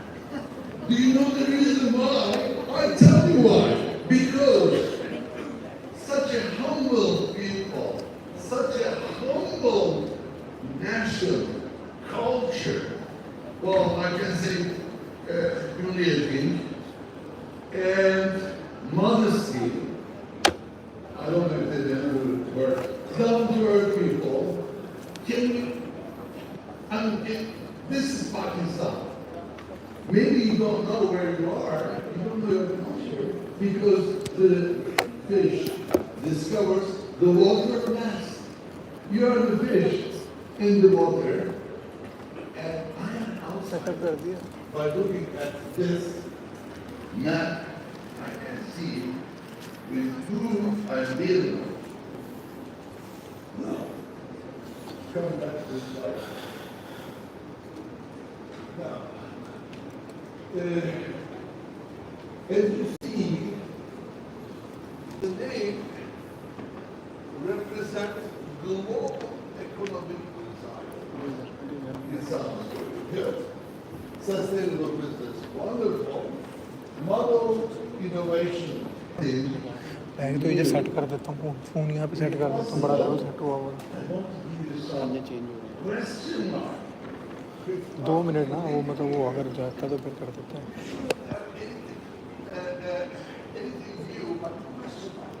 Because which one is more important in our life? Question mark or the answer? Of course, the question mark. Because the questions are not changing, but the answers are changing. When I say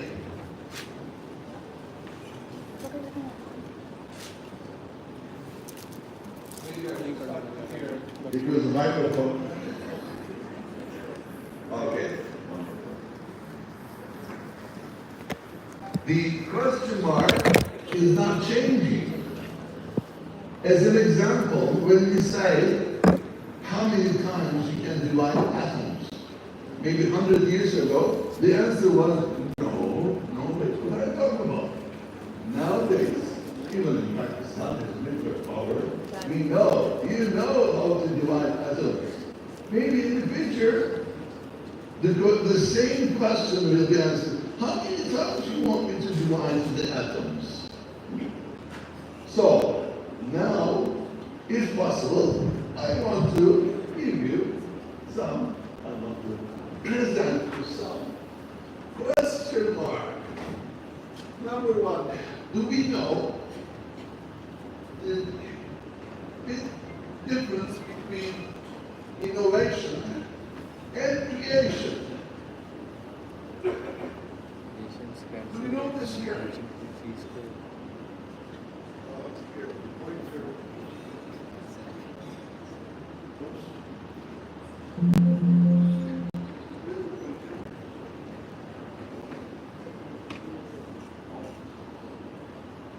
What is this here? Did you answer? Don't know this? This is an innovation. It's a car. Very first car in 1885. Discovered by Carl Benz in Germany. Those days they were using kerosene instead of gasoline. And that is an invention. This is a creation. Now, this conference is not an invention, but a creation is a wonderful creation. It's your creation. The creation that we try to make feel better. It's your creation. Now, after talking about invention and creation, there is something else. You see, discovery. What is discovery? Something existing that we don't know. After searching, we discover, oh yes, America was discovered by Christopher. Being America was, you know, but they discovered America was there. They discovered it. Now, this is invention. This is creation. Like one, and the other one, discovery. In America.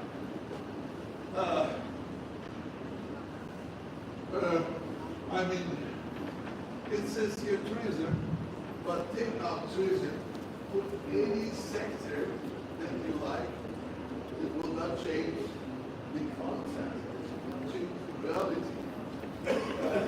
There are so many things that we can talk about these ideas. But one thing I need to point out, certain companies do not work with others if they are not sustainable enough. One of the companies that comes into the city is actually UR. It's a German company. It's a Mexican company. And if your hotel, your tourism facilities is not sustainable, they say, no, we're not going to work with you. You have to be sustainable. And if you're not sustainable, they will try. It's a risk of time for you to make your thing sustainable. Make your company, your function, your whatever it is going to be. It's likewise ISO, International Standard Organization. So, you know what? If you have ISO, you have to work with those companies who do have an ISO. What I mean here, one day, it's not going to be luxury to become innovative, to be sustainable, because of the rules and regulations stipulated by the law. And as a result of EUI and ISO, they all work together. ISO and you are ought to be working in other ISO companies.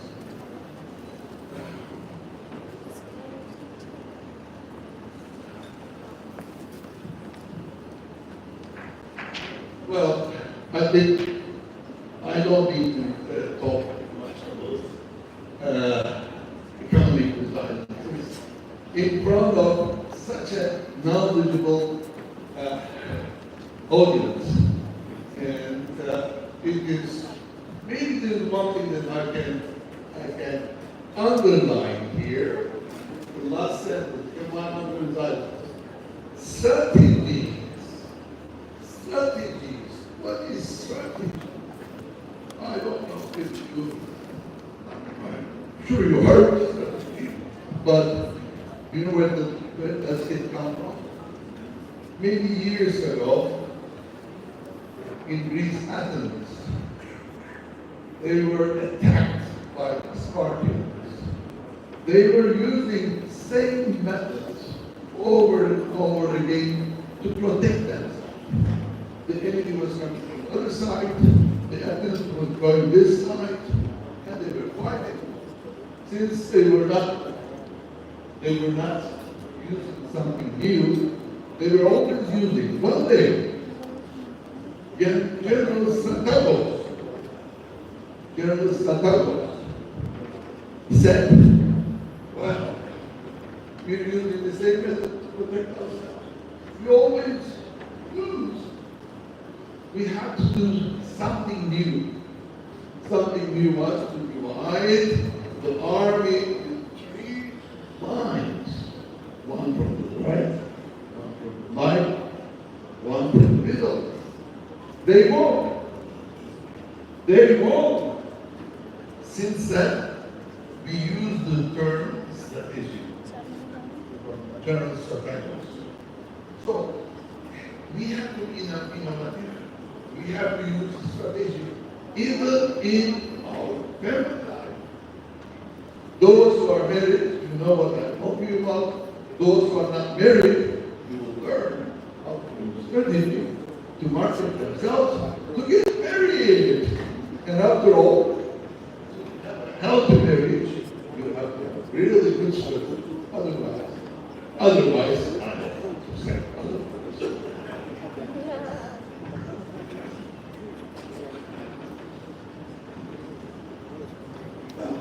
Again, the key factor for economic reliance.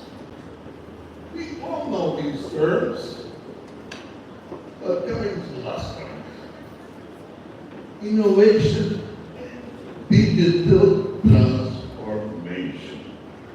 Digital transformation. I think if you let me know what I mean with digital transformation, we talk a bit, but digital transformation is the next step forward.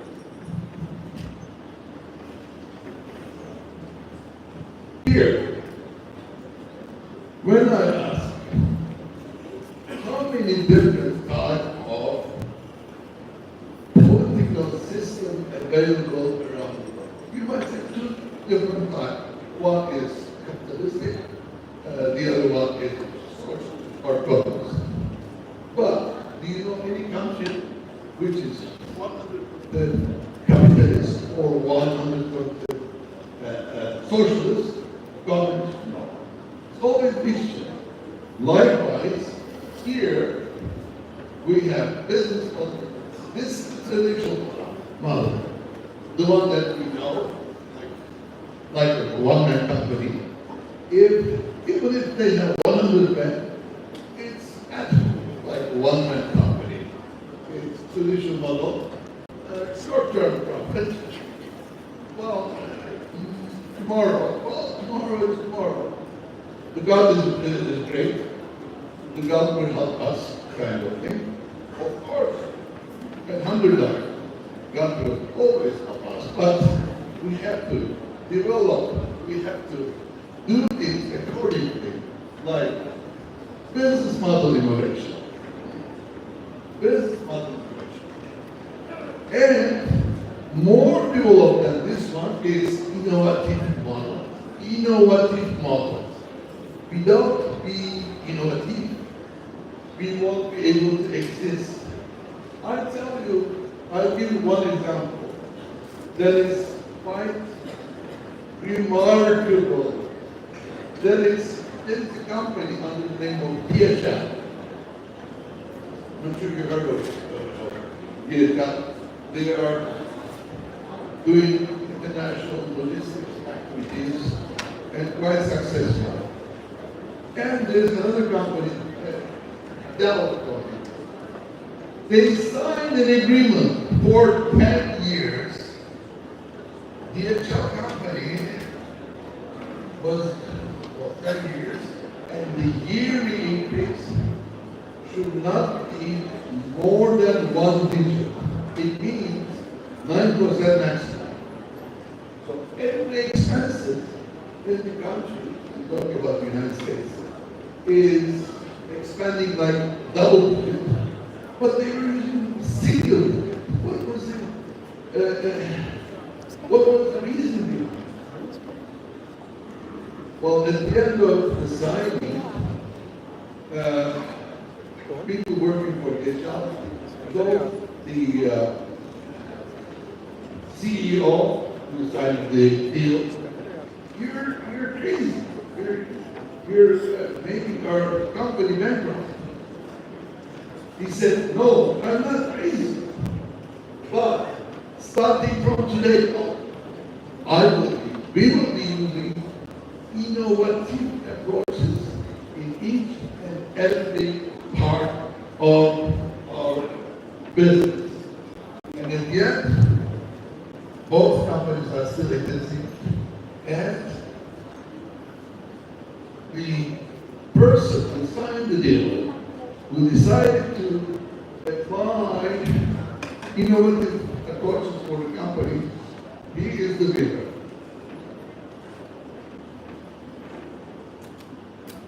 Well, this type of sustainable business model, again, we all know that I will pass into the time limitation, and today is Friday. I know what to do afterwards, and I'm being a little speedy. Same thing goes for sustainable strategies, business model innovation level. So most of the companies are using here defensive strategies. Then comes accommodative strategies. Then comes proactive strategies. So, this is a development. This is a development. When we start with defensive one, then we, as a passing stage, we use economic strategies. Proactive strategies is going to be number one priorities, number one aim for all of us. But of course, in order to come up here, you have to use these steps. Today, we have 3 stages. Tomorrow, that's going to be maybe the subject of next conference. Well, as an engineer, I have to put everything in formula. Because if you cannot measure, you won't be able to understand. Whether it's a social science or it's mathematical science, engineering is all the same thing. Everything is very clear cut. BMI is implies impact of business on innovation, and as you can see, that is the sum of technological development, total revenues, environmental regeneration, and there are some coefficients. When it means altogether, BMI is the sum of these elements here. Very, very speedy. Technological development, not only for tourism, for each and every sector. It is a must. It is a must. I'll just show you a small example here. It's an innovation. On the wing deck, the part of the wings, the top part of the wing, it's called wing deck. It's a small changes, but it is number one, cost efficient, like 30% fuel you can save, and at the same time, it's eco-friendly. Since you're using less fuel, you're eco-friendly.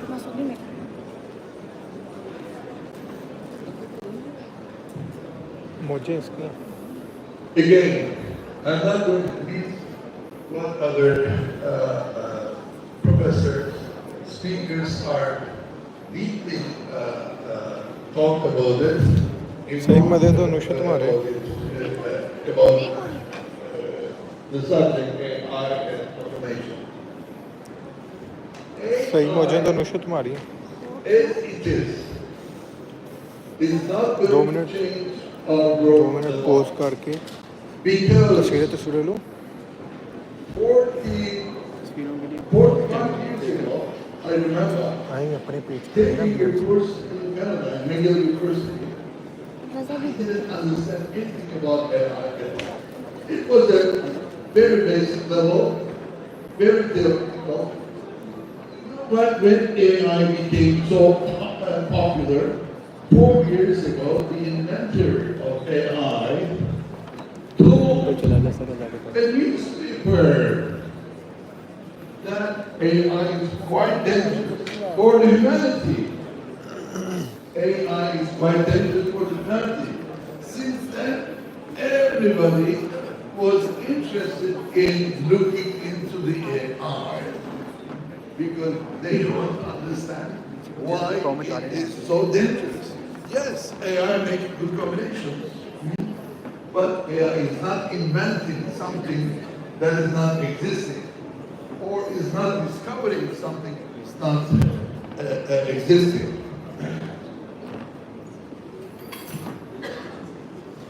Well, I'm coming to the end. BMI plays a crucial role, but it's not going to change your life unless you make part of your understanding unless you make your part of your everyday life. It is going to be remaining as theory, model, again, unless you make it part of your everyday life. I think this is over. Thank you very much for your patience.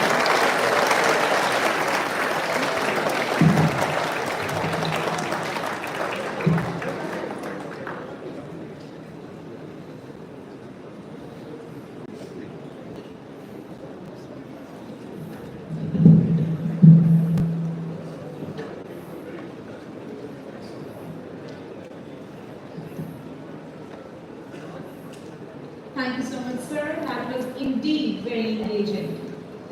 Ladies and gentlemen, as you all know that we have the Honorable Speaker Punjab Assembly with us today, and we are very grateful that he spared so much time for us. So therefore, the rest of the keynote speeches and proceedings will continue afterwards. I will now invite the Patron-in-Chief, Vice Chancellor, Lahore Garrison University, to please come forward and give his concluding remarks, and then we will request the Chief Guest, Speaker Punjab Assembly, who will also honor us by giving away the souvenirs to the keynote speakers and the panelists. Before I request the Vice Chancellor, let's have a recap of the previous 2 days.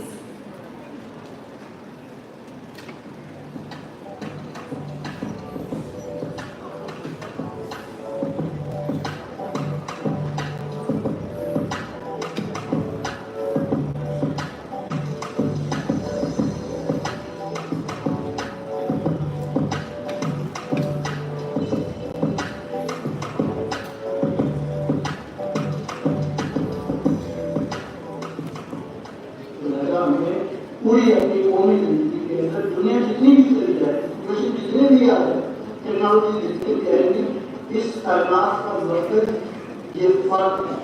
इस फर्क की जिंदगी के अंदर piece, comfort, उसको collector हम बोल देंगे तो हम ये को हासिल करने में कामयाब हो जाएंगे।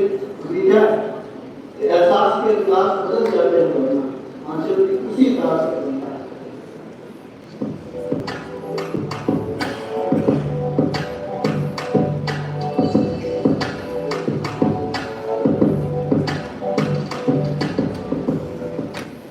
I think our academic leaders would have to be creative, understand where to fix it as a tool rather than taking it as a threat. If we take a threat, I think 80% of the population of academics would be wiped off. Academics, accountants, legal staff, paramedics, all gone. Rest, if we understand now and try to put it as a tool of convenience, I think we would start a generation of new creative academics. जितना time था हमारे पास उसके अंदर it was a very मकसद था NPO एक नया software अपना मैंने यहाँ सीखा है जिसके अंदर हम क्वालिटेटिव एनालिसिस की कोडिंग वगैरह कर सकते हैं। There was one good workshop और काफी informative session था। So I think these kind of sessions should be held regularly with inter universities and collaboration with other universities as well.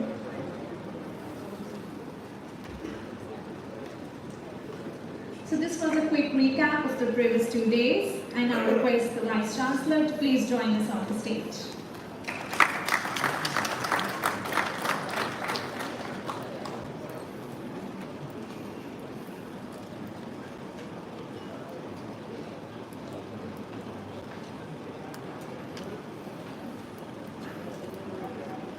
Bismillahirrahmanirrahim. Honorable Speaker, Punjab Assembly, Janaab Muhammad Ali Khan sir, Professor Dr. Zakaria, VC, Punjab University of Lahore, respected guests from our brotherly countries, faculty members and dear students. Assalamu alaikum and very good morning. Ladies and gentlemen, it's indeed an honor for me to welcome our honorable chief guest at the culmination of a very unique conference on the most desired topic of today. Ladies and gentlemen, this very slide shows the thrust line set as goals by Lahore Garrison University I think which we did somewhere in last June, May. Successful conduct of this conference is the practical manifestation of our goal of collaboration and our emphasis on AI and entrepreneurship. I thank my Dean, Professor Dr. Rizwana, for having conceived an idea commensurating with the university's goal at such a scale and scope. That's highly commendable.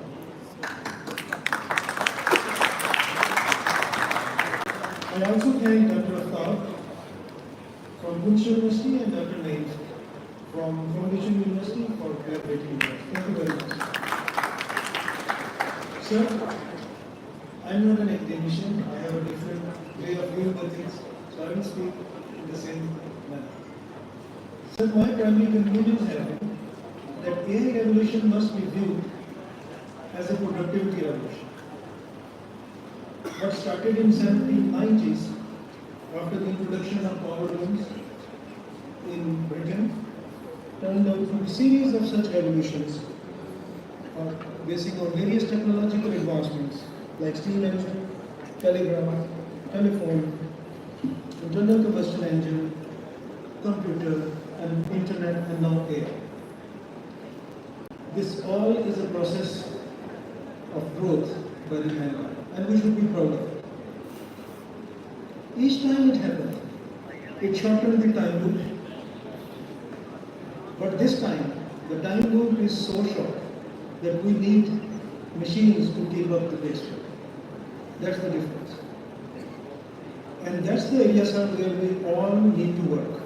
Respect of time and time management is the foundation of our future. If you, my dear students, get only 4 hours of sleep average every night, then chances of being creative, which is the basics of an innovative mind, are very, very less. AI won't come for your help, I can tell you very frankly. You all have to think very seriously about it. Innovation, sir, is dependent on a particular mindset in a particular cultural trend, which has been well defined by the Western as the word entrepreneurs. 4 days ago in Punch University, and then 2 days ago in Rawalpindi, in Foundation University, I touched upon the glorious history of the Dutch people. Have we ever critically related that naval expeditions of 1890s of Columbus and Vasco da Gama were all financed by kings and queens of Spain and Portugal? Why? Because they had land and their wealth depended on the agricultural produce. The Dutch Republic had little money at that stage because their land was not productive relatively, being a marshland and prone to the floods and river swells every year. Their tough landscape nurtured them to collaborate and made the best use of what all they have, that is water and wind, and we know what all they have done. Then they came up with a brilliant idea, which was not an invention and which was not a discovery, it was an innovation, and that was the establishment of Joint Stock Company in 1604. Just to relate it, gentlemen, ladies and gentlemen, 1604 is the time. It is 27 years before the Taj Mahal started to be constructed. And by 1650, Dutch had the largest fleet of merchant ships, that is 500 ships. Dutch mindset was the willingness to share the risk and to reinvest in the enterprise. Yesterday, while we were having a dinner in the walled city, I wondered that our Badshai Mosque was completed in 1673 and Dutch had 500 ships in 1650. 500 ships meant continuous flow of valuable spices from Far East, as the trip lasted 3 years. And only out of 5, 2 ships never came back. Such was the risk. But that risk was based on abilities and the spirit, and that's why there were higher returns. Sir, why I am highlighting this all is that the culture that valued trade, enterprise, with a strong emphasis on innovation and risk-taking, above all, the tradition of collaboration. That's what we do. Britain and France had scientists. Scotland had inventors. But Dutch had entrepreneurs. Google it, ask Google, harness the AI and make AI to work for himself. Rest will serve the AI, or they will be redundant. We have to be prepared for that. Sir, my last thing will be that we have to innovate and we have to collaborate. And we have to work on the mindset of our future generation. With that, I thank you all, and especially thank you and those who contributed to work. And I don't be more grateful to you for ma'am ठीक है zoom out है zoom out ज़्यादा zoom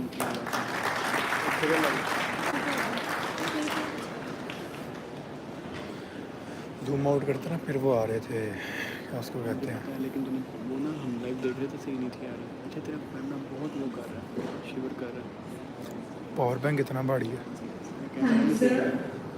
Now I request our esteemed chief guest, Speaker of Punjab Assembly, Malik Mohammed Ahmed Khan, to please grace the rostra. And I would like to request you to please stay on stage for the civilian distribution after. मेरे हाथ कहाँ पर है Please welcome our honorable chief guest.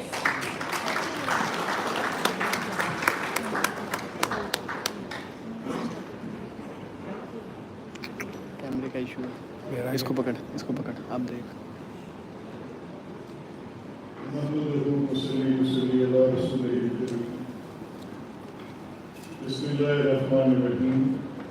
तेरा stable हो रहा है कैमरे की सेटिंग्स देखते हैं आप लोग 13 है मेरा 14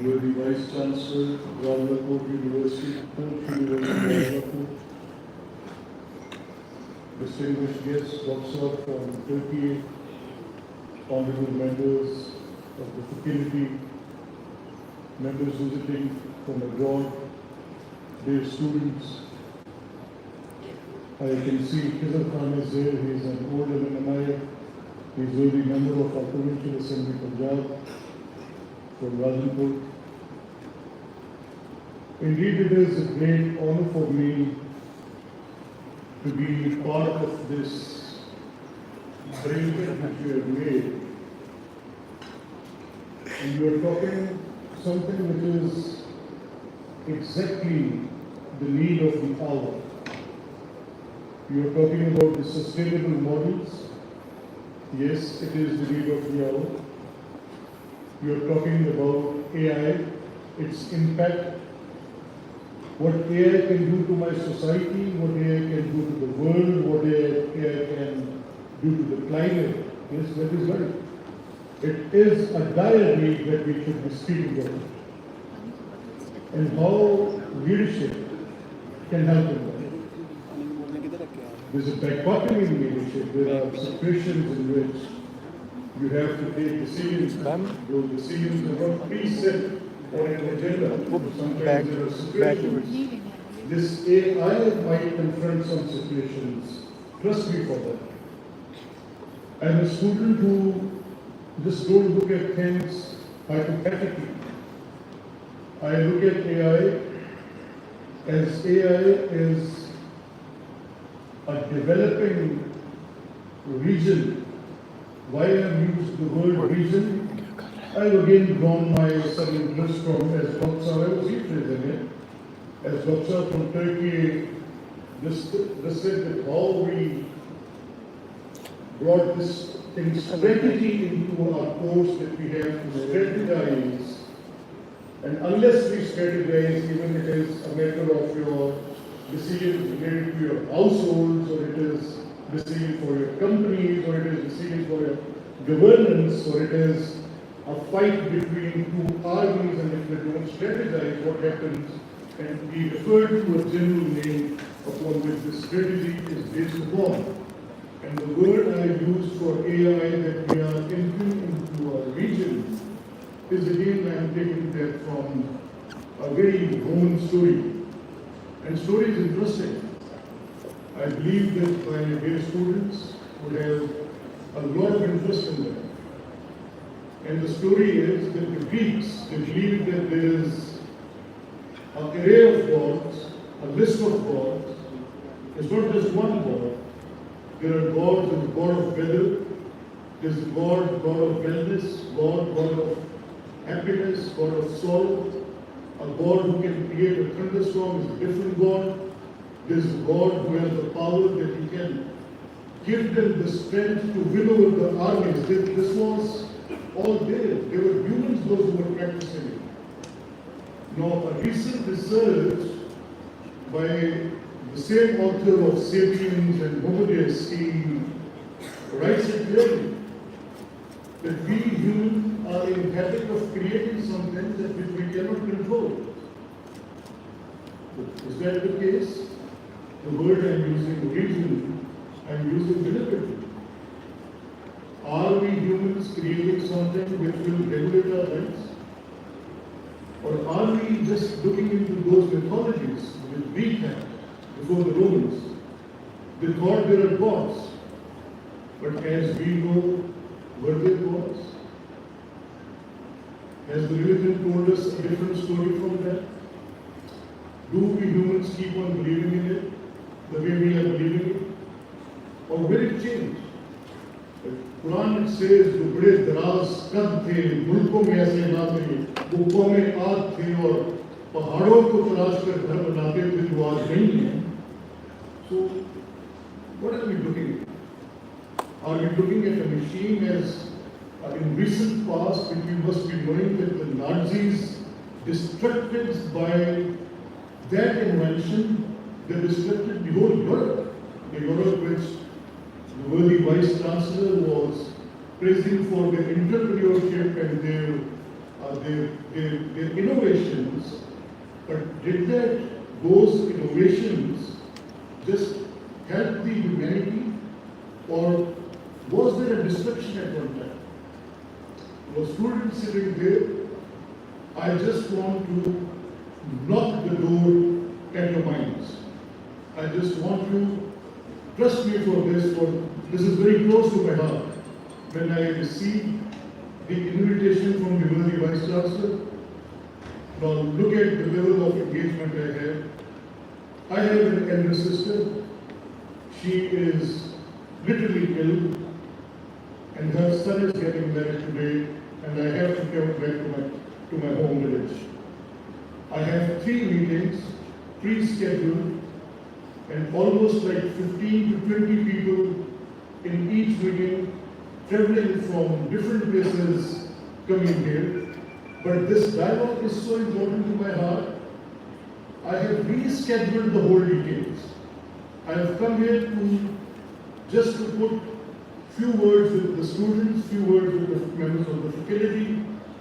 Now, can I make, by any length of imagination, even I think of it, that members, those who are sitting in my assembly, they will be making laws which will regulate the AI, and they don't know a word about AI? We are confronted with the situation. Will I be in my right minds to say that the governance should be put with the AI and those innovations or those discoveries or those strategies will be given in the hands of those who have not been rightly educated for AI? It will be a crisis, a serious crisis. Those who have to make laws, they won't be able to make it. Those who have to implement it, they won't be able to implement it. And ladies and gentlemen, dear students, there's a country in the world, Estonia. The whole government, 80% of the queries, they are just referring it to the AI. 80% of it. And what AI is doing there, that has to be seen. We humans have to see that what we did to our race, actually, what this machine will do to them. So is it for complementing the betterment of the society and humanity, or is it by just regulating it? In Pakistan, we have some very injurious challenges. The challenges are manifold. We are lacking dialogue today. Yes, we are lacking. As I said, the leadership is a dichotomy of leadership that sometimes you have to make decisions with the human instinct. You cannot leave the role of the leadership with the machine. It could not be that simple. Ladies and gentlemen, dear students, so the thought which I am leaving with you today is that as I entered into the university today, I was really happy.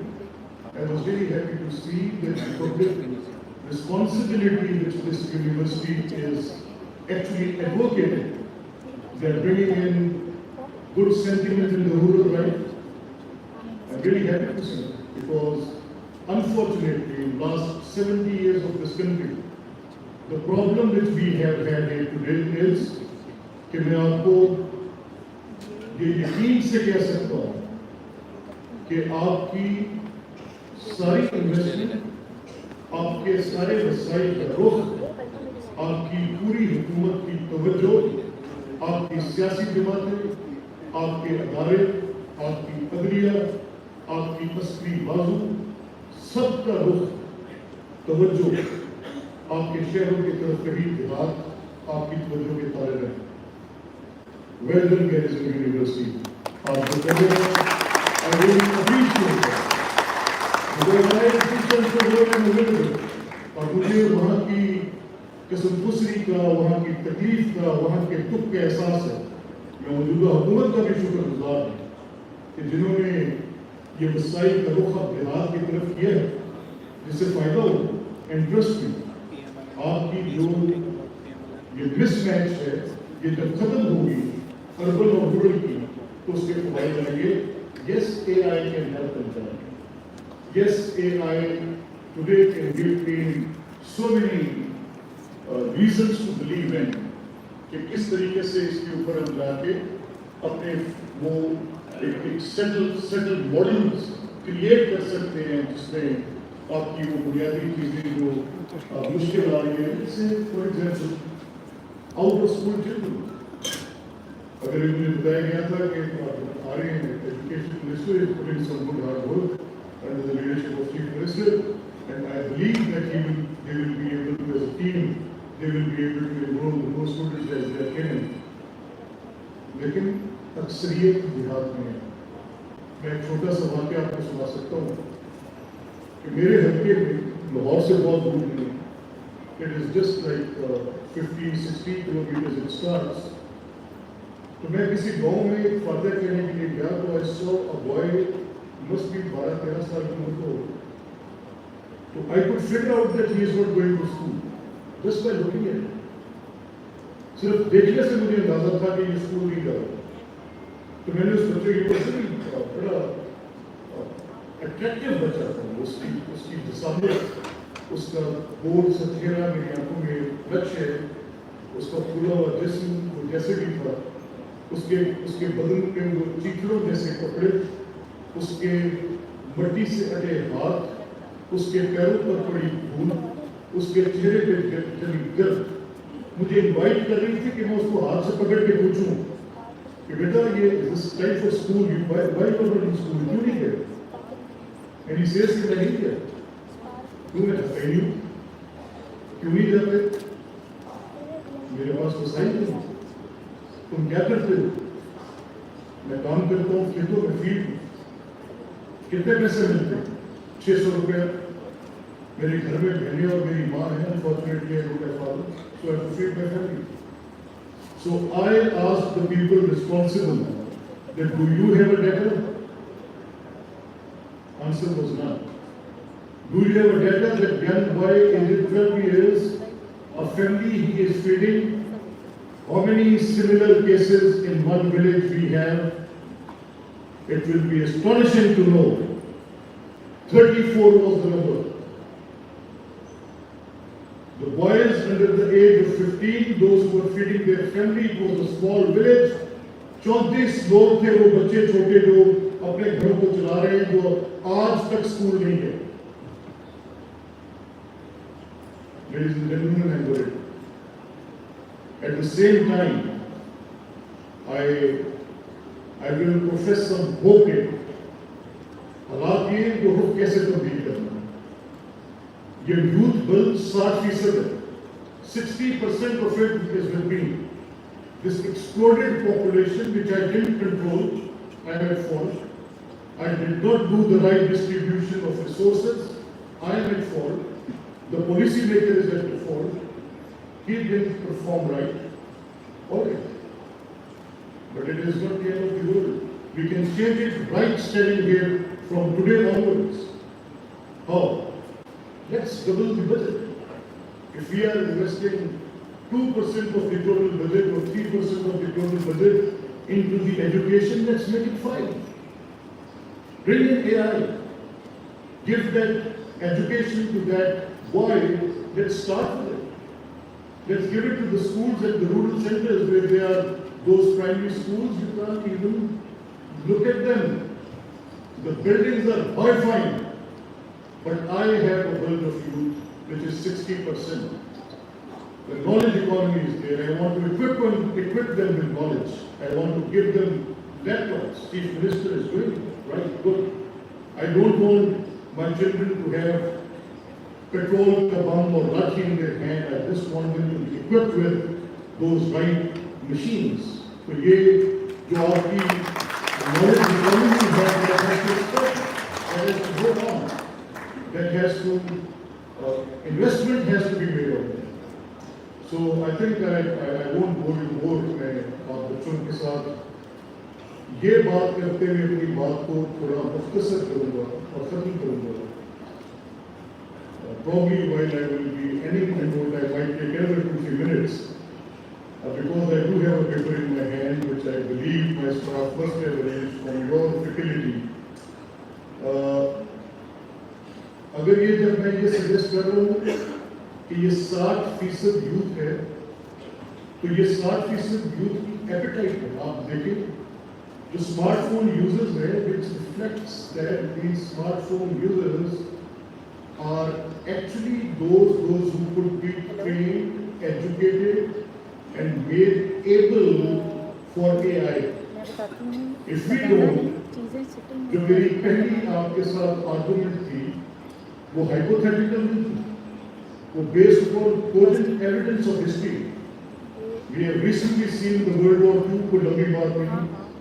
We have seen that the how and when and in a manner in which it destructed humankind. I've told you the story of Greek mythologies where it was thought that these are the gods and the gods are different and human created it. But still we have Quranic conventions which spells it in a very louder manner that it is a different framework in that can work. अगर ये 60% youth आप इस तरफ ले जाएं तो innovation, discovery, strategy अब आप लोगों के हाथ में. And my generation, if you pull me back, I will not be very receptive. Receptive age is the age in which you are sitting. आज आप मुझसे बेहतर सीख सकते हैं, मुझसे बेहतर अमल भी कर सकते हैं. Ladies and gentlemen, honorable vice chancellors, I have literally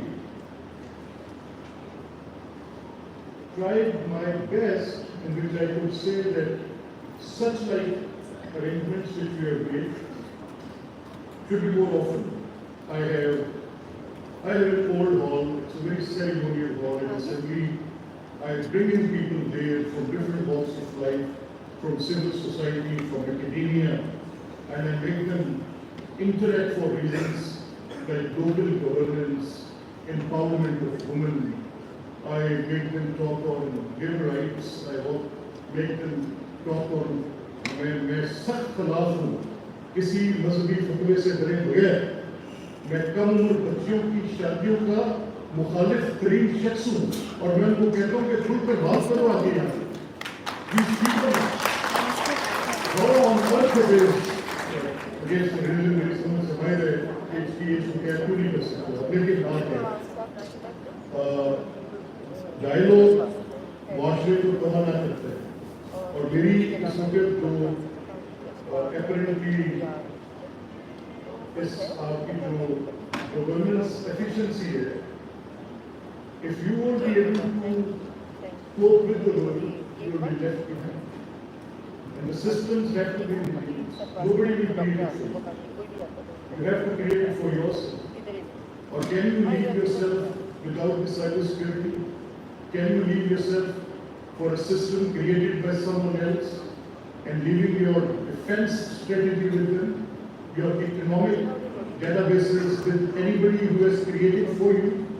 So these are these academic institutions, these universities, the academia, you have to look for it with the model you create. So more hard work, more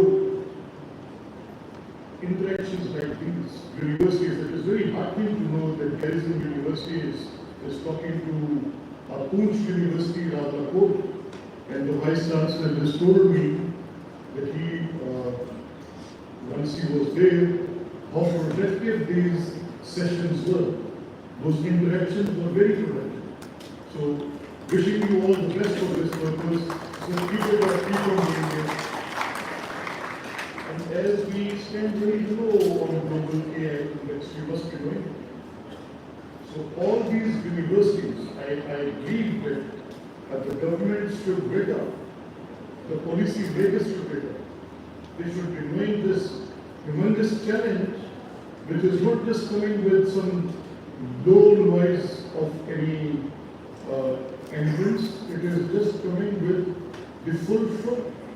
So my request would be that we all should be sitting together, putting our heads down and working for the right framework for the AI, may it be legislative or may it be academics. Thank you very much.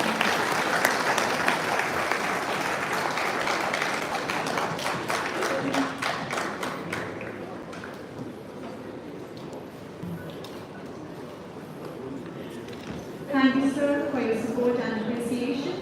We will now proceed towards the souvenir distribution.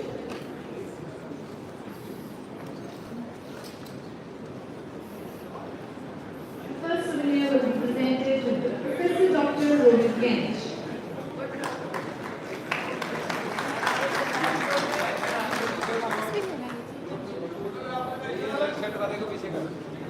उसका इधर ही नहीं पता कि यार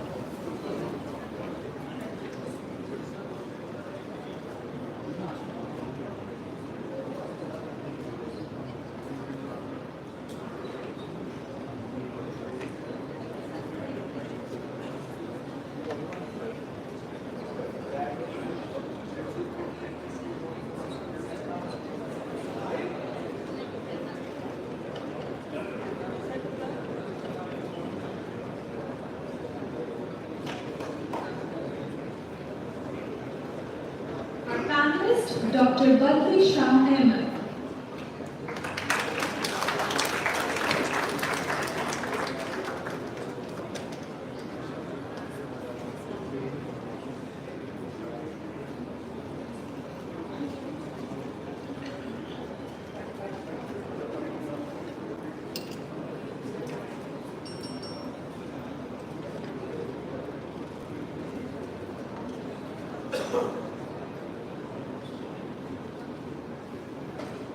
Keynote speaker, Mr. Anand Mumtaz.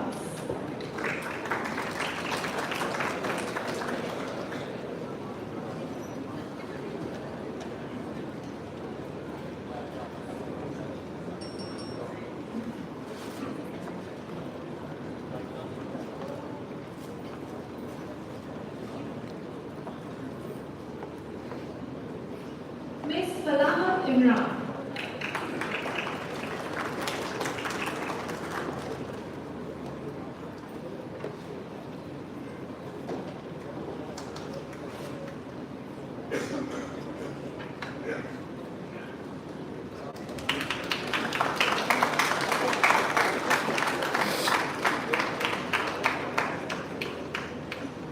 Professor Dr. Sagar Rahman.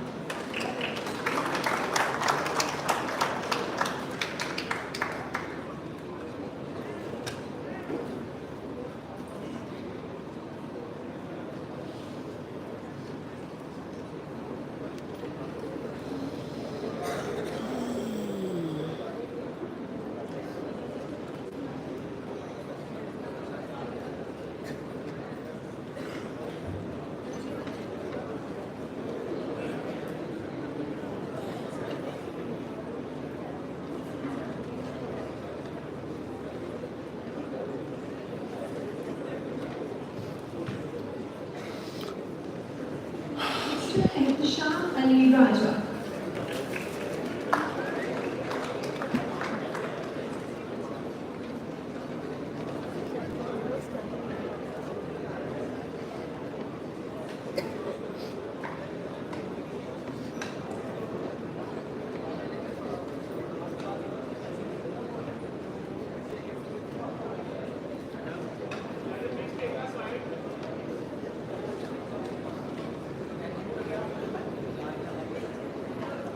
Our moderator for the panel discussion, Chairperson, Department of Management Sciences, Dr. Nayatul Haq.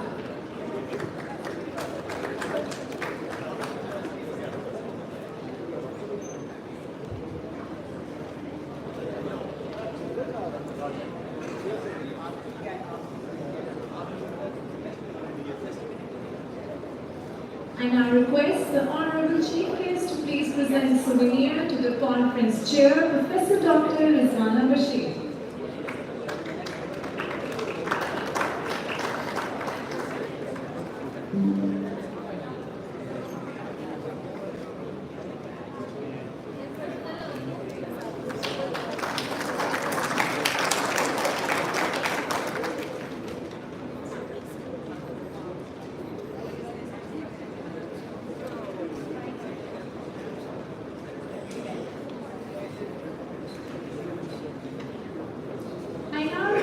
The Vice Chancellor, Lahore Garrison University, to please present souvenir to our Honorable Chief Guest, Speaker Punjab Assembly.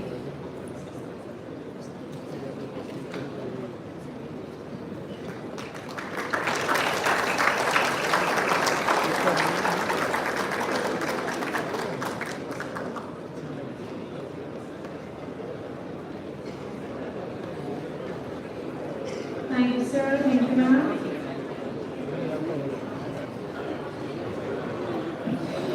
Very sincere apologies. I would have stayed the whole day, but as the Premier said, the price of commitment doesn't seem appropriate and doesn't look nice even that I have to leave so early. But if your faculty and your Vice Chancellor agrees, I will request all the students to come and witness one of the assembly sessions, and so we can interact more. Thank you very much.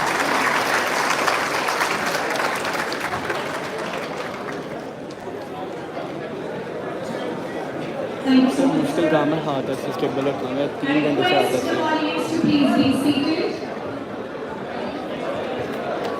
I repeat, I request the audience to please be seated and maintain the decorum of the hall. Thank you.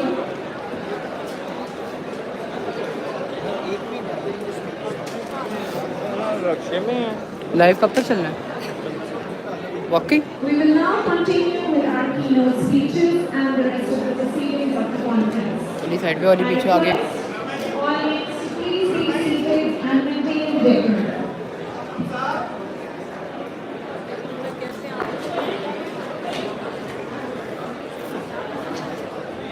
कैसे खड़े रहे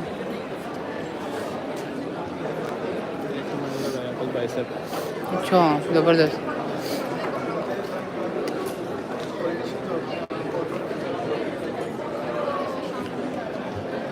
politicians का अपना हो रहा होता है LC 570 में है अगला आम बात है क्या Ladies and gentlemen, you all are requested to please maintain silence and please be seated. Our guest of honor will be joining us shortly.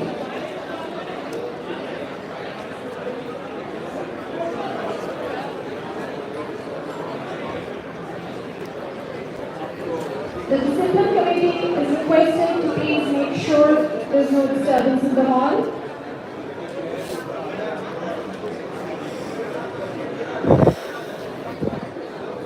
छह लड़के हैं इसमें देखें आज बच्चे बच्चे से हैं। मिले से पूछूँ लाइक कहाँ से 3 घंटे कांस्टेंट है कोई मैं अभी नीचे गया था, मेरी फट गया हाथ में से। चलना बैठना ठीक है, एक जगह पे I repeat, our guests खड़े of रहना honor या अभी मैंने 22 को अकेले जाना you all are requested to please. Mohammad और मोहम्मद ने मामा था जाना है, नूशे का पेपर है, मेरा भी पेपर है, मैं अगर पेपर एक दफ़ा स्लाइड करो थोड़ा सा। अलैकुम मिस। टीवी न्यूज़ से सीनियर जर्नलिस्ट पीआरओ कौन है आपके यहाँ पे? पीआरओ मैम वहाँ पे कोई मीडिया को जो देख रहे हो? मैं मीडिया को जी मीडिया से।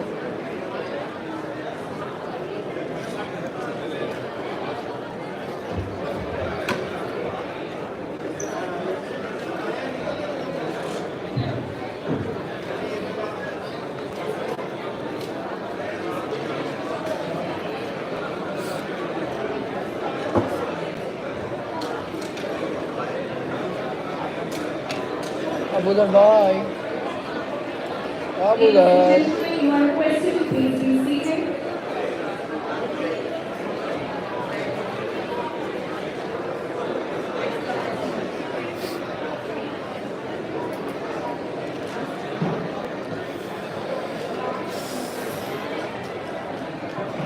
अली ये किसका है? ये किसका है? ये किसका है? नहीं